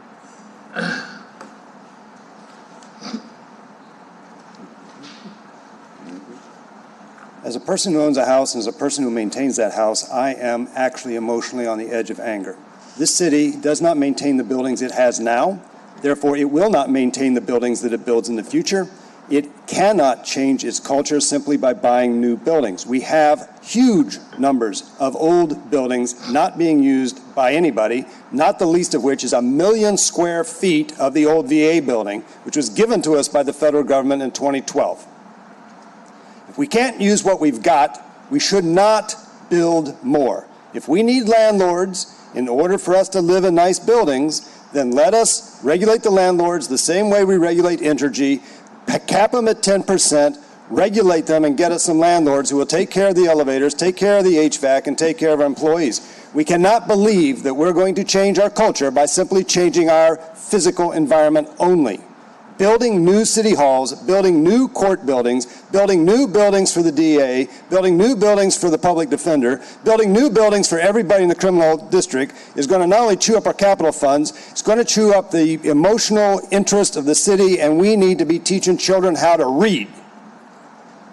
They cannot be saved by judges. They can be saved by their parents, they can be saved by their churches, and they can be saved by early child intervention. By the time they get to a criminal court, they are messed over. And building new courthouses is not my priority. I don't need courthouse employees to have miserable lives, but I don't need children in this place to not be able to get jobs because they're not literate. The OIMP and the OIG all get a certain percentage. It's not subject to any kind of anything. So if this is a separate elected official, he should get a certain percentage of the funds, just like the OIPM and just like the OIG. That's what he should get every year. He should know what he's getting. And this idea that we can have to fund people that we can't control goes out the door.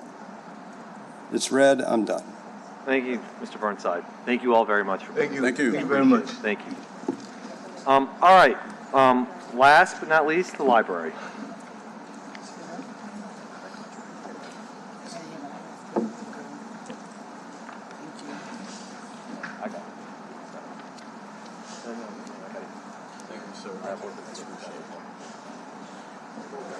How you doing, man? He wants to do great, but Okay. Good to see you. shot.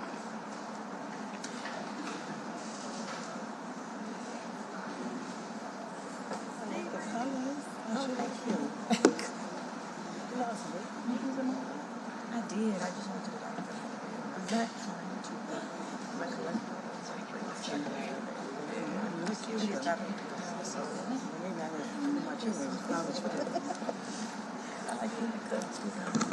I'm okay. I'm gonna scoot down, but get your things ready first. I guess I just.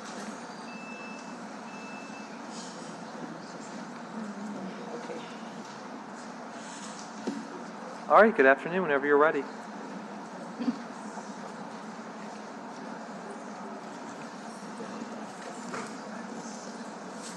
Hello, and thank you for having us here.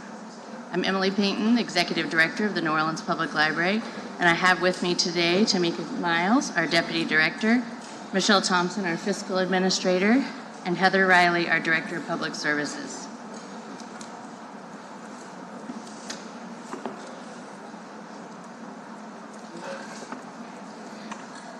So here are our 2024 budget goal updates. Security is in progress. In 2024, we successfully created and filled a new security coordinator position. We needed this supervisory position to continue to expand and improve the department. Until now, we have functioned with one internal security manager who is essentially responsible for the safety and security of 200+ library staff at 15 library locations and the coordination of 30+ contract guards throughout the system. With the creation of this supervisory position, we can now begin to recruit an assistant manager of security and several internal security staff to better support our head of security in this endeavor. Facilities is in progress. Over the past year, with support from capital projects, we began to work toward making vital upgrades to the main library. We earmarked and budgeted $9.5 million from library reserves to pay for the replacement of equipment, including boilers, backflow preventer, elevators, and HVAC.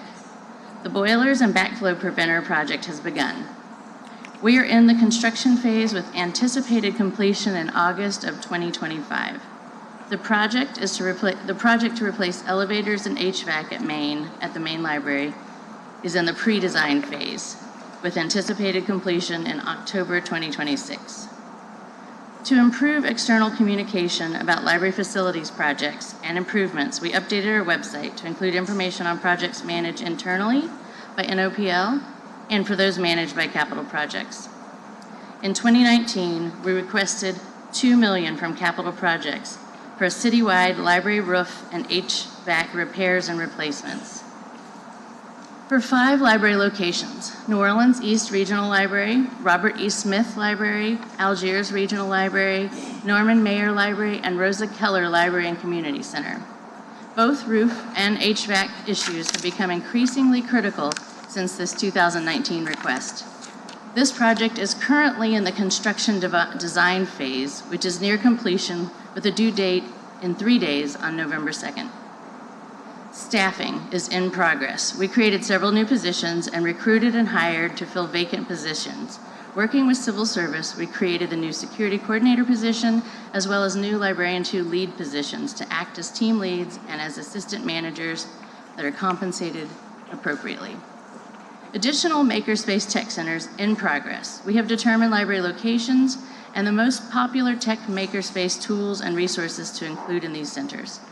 24-hour libraries accomplished. We have tested and determined the type of book lockers to purchase, received quotes, and selected a pilot site. Everything should be in place by the end of 2024. Personnel overview. Emily, where's your pilot site? It's going to be Smith Library. They have the highest holds, so we're going to start there, see if it's successful, and hopefully expand. They also have overhangs, which is helpful in New Orleans. So yeah, that's our first place. Personnel overview. As you can see, we are down 13 positions in public services from what we budgeted. Over the past year, we conducted 42 interviews and hired 12 new staff members, but lost 14 staff members to retirements, resignations, and dismissals, leaving us at -2 employees from where we started. Many applicants who turned down positions or staff members who resigned mentioned low pay versus high cost of living, as well as residency requirements. Sorry, I'm just going to jump in, Councilmember King, if you don't mind. You're welcome. Are your employees subject to civil service? Yes. Have you requested a study? We have, and we recently actually, in the past 3 years, gave everyone in the library class a raise, but it's still not very competitive compared to nationally. And so we've been getting these 2.5% raises. So we've raised I would love to give you a number. We have raised their salary quite a bit since I've been director, but it's still not competitive, especially with the cost of living. Is it time to just update that study? I mean, 3 years is 3 years ago, and civil service is built in to do pay studies. So why don't we just make that request? And we're working with them, but also, and I hate to say this, we have a budget constraint, so there may be a point where we can't afford to pay people more, so it's a balance.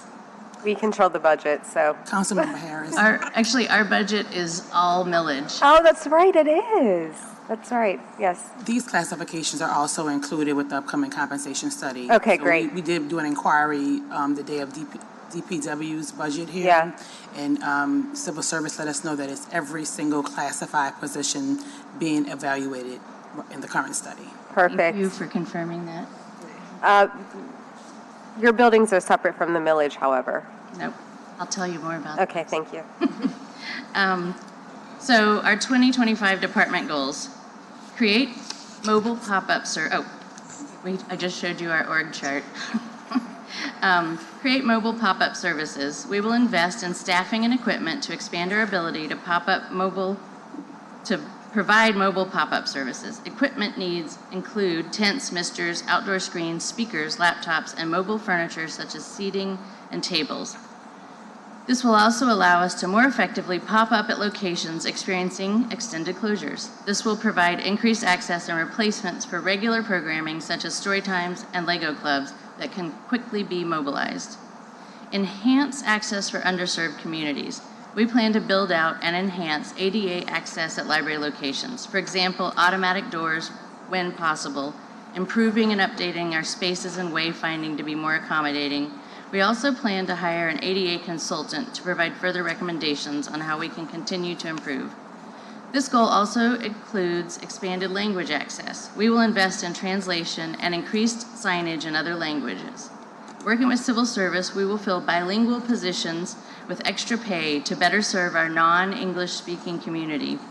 We will also take part in the Certified Welcoming strategic plan coming out of the Mayor's Office of Human Rights and Equity to move the City of New Orleans from 1-star certified welcoming city to a 4-star. We will also expand sensory-friendly story times. This year, we did our very first sensory storytime pilot program for families with neurodivergent children, and it was a great success. Members of our early literacy department put a lot of time, research, and energy into planning it. We were thrilled and touched that we were able to create a welcoming, comfortable space for these members of our community to engage and learn at the library.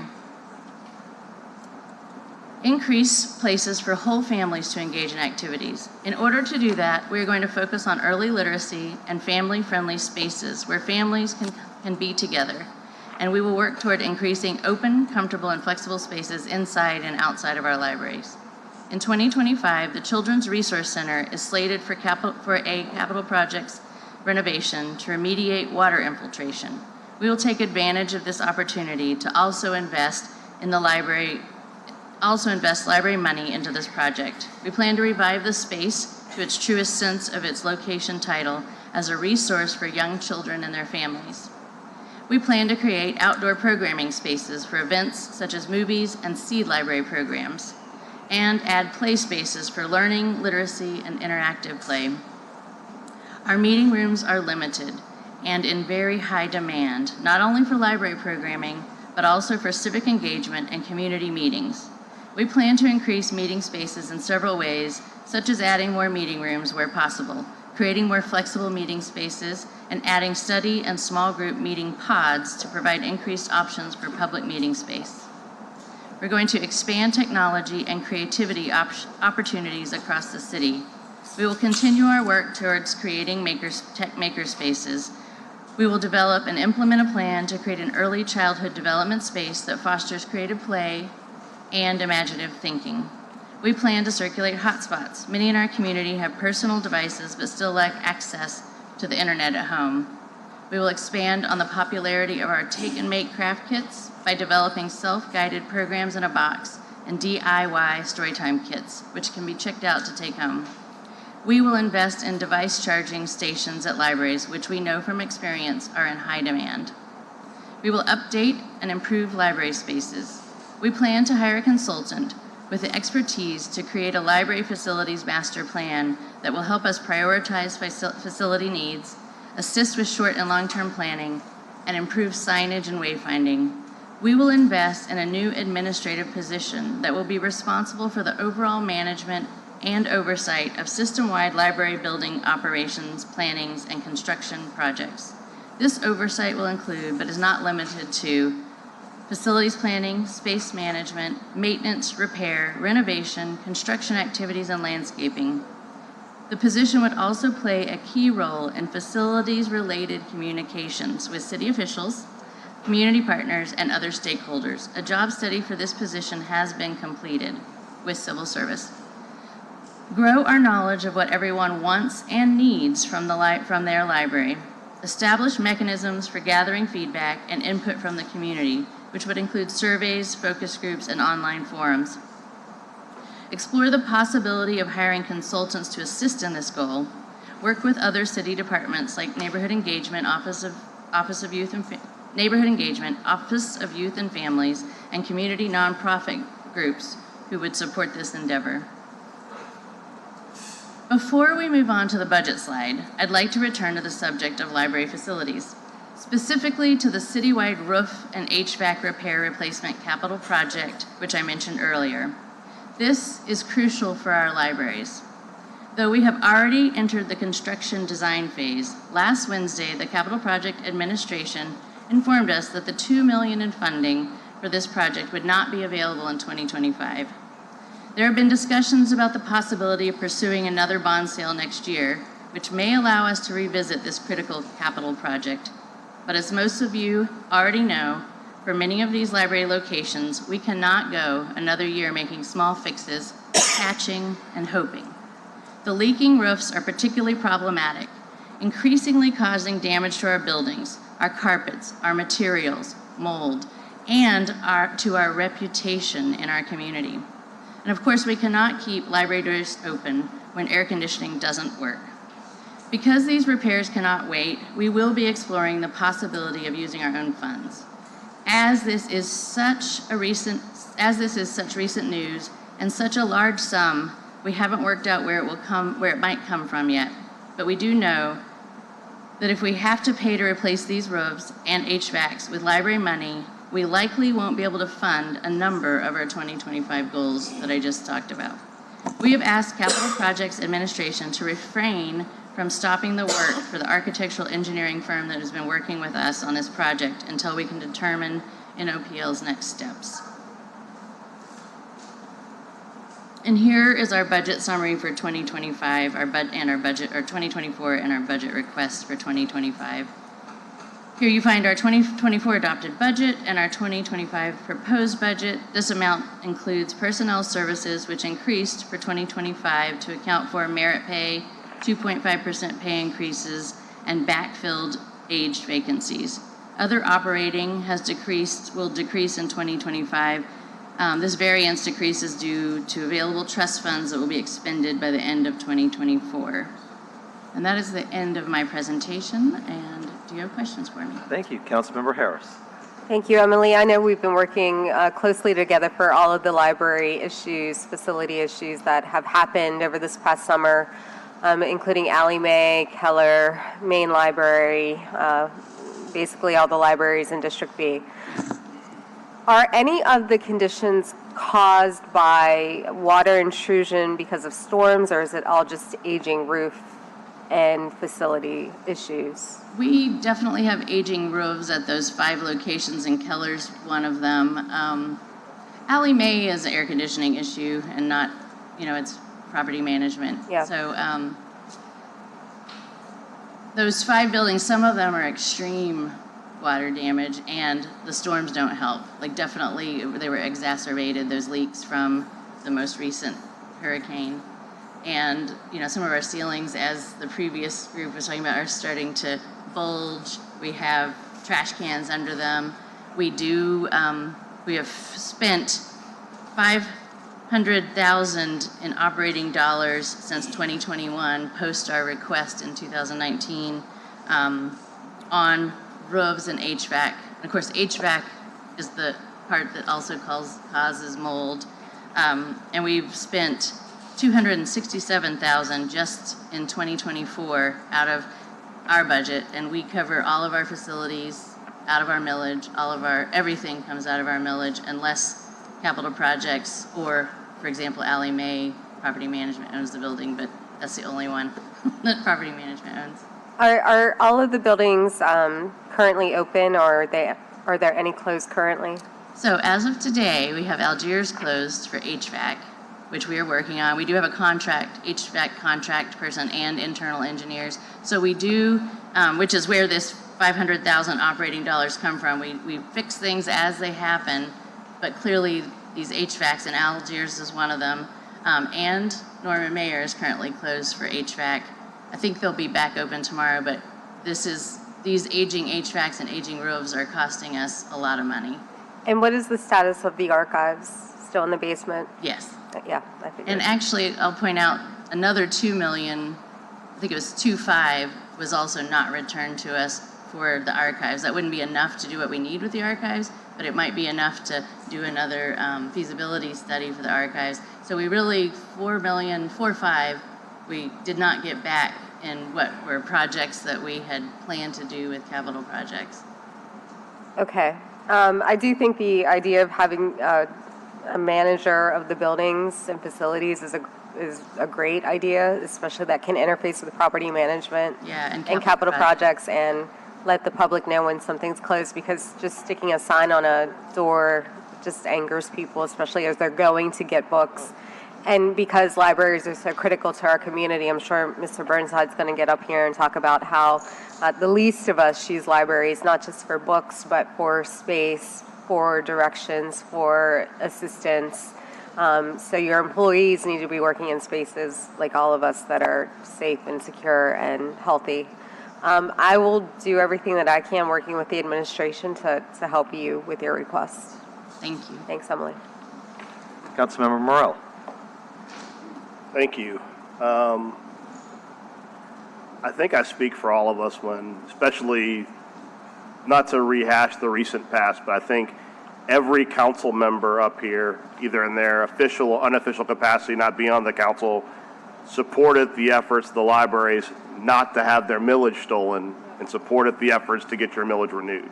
So I think we all up here have a record of supporting the libraries, and it's certainly understandable when you have aging infrastructure, it's a challenge because the sunk cost of trying to keep an old roof and old HVAC running dwarfs the cost if you had the lump sum money up front to just replace it. And I think that this is going to have to be part of a larger conversation because obviously no one wants to talk about taxes, but the millage you currently have is your operating revenue. Yeah. And the challenge is that though one could argue you could spin off a portion of your operating revenue to create a dedicated stream to possibly bond out, it limits what you can do to meet the resources people need on a daily basis from the library. So I think there needs to be a larger conversation about a capital campaign and kind of what you think the city can do. And by city, I mean the council can do to help you support, because it might get to a point we had to have a millage separately for the school board on facilities.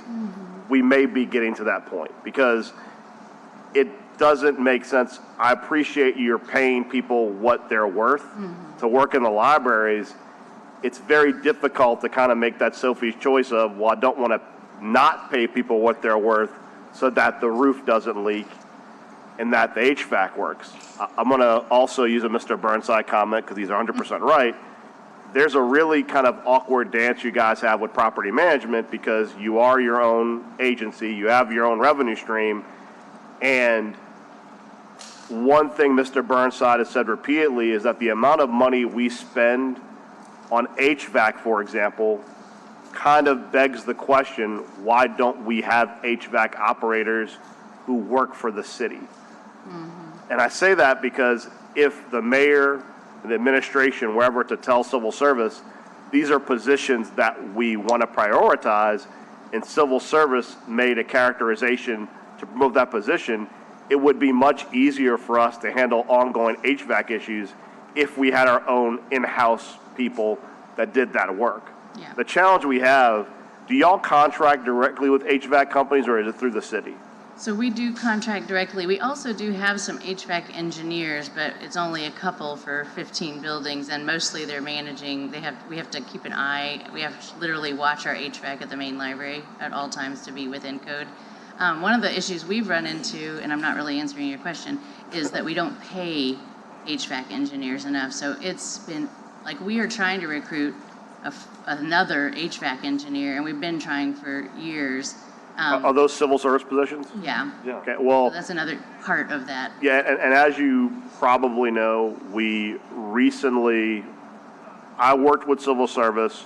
We're going to do the 3-year surveys as far as the pay, because the problem is there hasn't been a pay survey in 7 years, which means you're still advertising a job with salaries that are 7 years old, which means I would say it's not even a bare bones competitive. You're far below competitive. And when it comes to HVAC in southern Louisiana, I mean, you're talking about it's an in-demand job, even from private companies, and you're competing with the private sector. So I think they are in the midst of doing a survey right now with all departments. Hopefully we'll see those salaries go up so they can be more competitive, but I definitely want to work with y'all on that. I saw from your budget, you guys have a collaborative relationship with STEM NOLA already. Yeah, we did last year. Yeah. And how did that work out with y'all? It was fine. They did after school programs. I think we both came to the agreement that it didn't work the way we were doing it, but we're looking at other options. Well, it's just, I say that because the council, we gave a tremendous amount of money to NORD to also do some STEM NOLA related work. I think that there's always the challenge of trying to find a good location that's a stable location to have those kind of programs. I would love to meet with y'all before budget's over to see maybe how we could figure out how to right size, whether it's through Dr. Mackey or others. There certainly is a need for tutoring and for STEM programming, and I think the best place to probably house that is probably in our libraries. But it's a priority for the city, so if we can provide funding and make that work, I think that could be an additional thing where we could provide some resources and you guys could provide the location. I mean, my my kids love the library. They get excited whenever we go there. They get angry when we don't go there enough. But I think that our libraries are a tremendous necessary resource.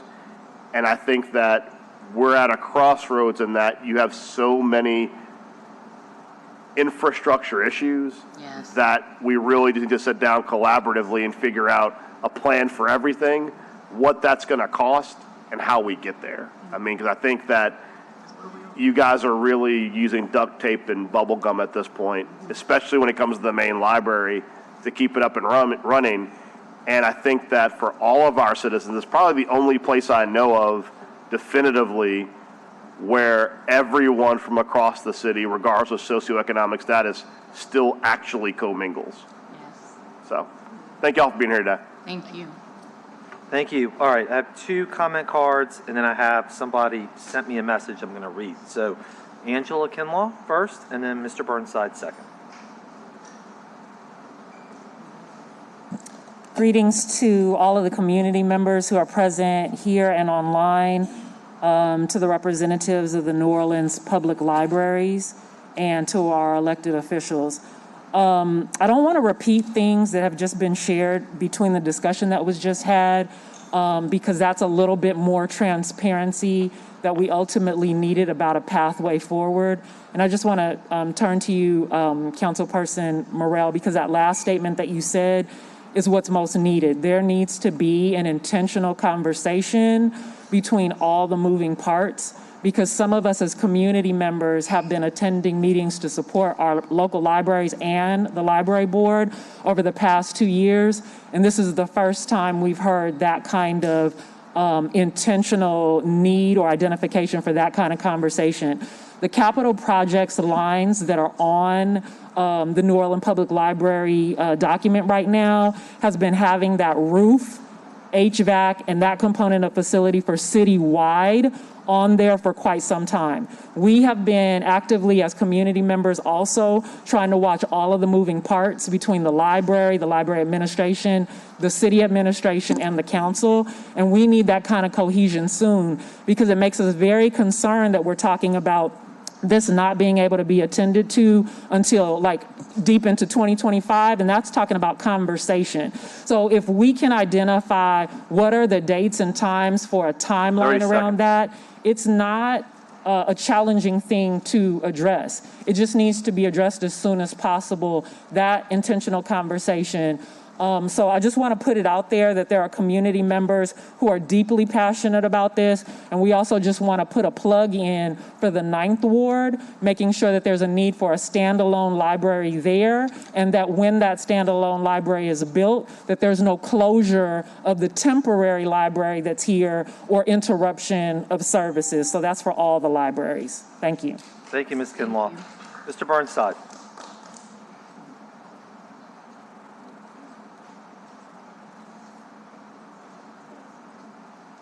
I'll speak of myself in the third person because I have great arrogance. Mr. Burnside has experienced many different angers in his life, and some of them have been very hot and some of them have been very cold, and right now I'm freezing. I think a lot of things have gone wrong in a lot of different ways, so let's talk about the millage that we passed. We passed before COVID, before 2019, we passed a millage with the expressed desire and hope that Sunday would be open in all libraries. That was one reason we have a library reserve, is because we have not opened our libraries on Sunday for years. The next thing, the fact that the library has its own dedicated millage turns out to be one of these blessings in disguise of evil. They don't come here to participate in the give and take. They have a reserve that 2 years ago, members of this council were unhappy at the size of the reserve and wanted it shrunk. So them not being here and being in competition for your money has withdrawn them from the public discourse of what is important to the city and why. And they should be here every year advocating for literacy, because our children are not literate to the degrees necessary for their own personal success in this environment. We cannot expect children who cannot read to succeed. And teaching them to read is one of the most important things that we could ever do as adults. And for our libraries not to be open on Sunday is an act of evil. With regards to the bond sale in 2025, I have no trust that the money will be spent wisely. If we cannot give $2 million of our past bond money to our libraries, what makes us think we'll give any of our future money to them? Thank you, Mr. Burnside. All right, I'm going to read this one comment, and then I will put the others on the record since we're running 30 minutes behind for GA, but this is from Andrea Neighbors, who is a library board member. I'm sorry I cannot attend the hearing today. As an NOPL board member, I'd like to thank council members for supporting the great work of New Orleans Public Library. We have an enormous wingspan, offering so much to those New Orleanians with the least and those with plenty who still find great value in the library. I have one comment to add. While in the past, for various reasons, NOPL accrued a large fund balance, I'm really proud that NOPL has increased staffing over the years and has been fully spending our allocation of the millage. In addition, we've invested $11+ million from our surplus to make repairs to our aging main branch the city didn't have the resources to address through the capital budget. We still have many additional capital projects, including updating the archives, addressing our aging main branch, and fixing roofs and AC at several post-Katrina branches that will require city and library funds to complete repairs. We're eager to work with you on these projects to come up with solutions to allow our branches to remain open and to serve the public. Thank you.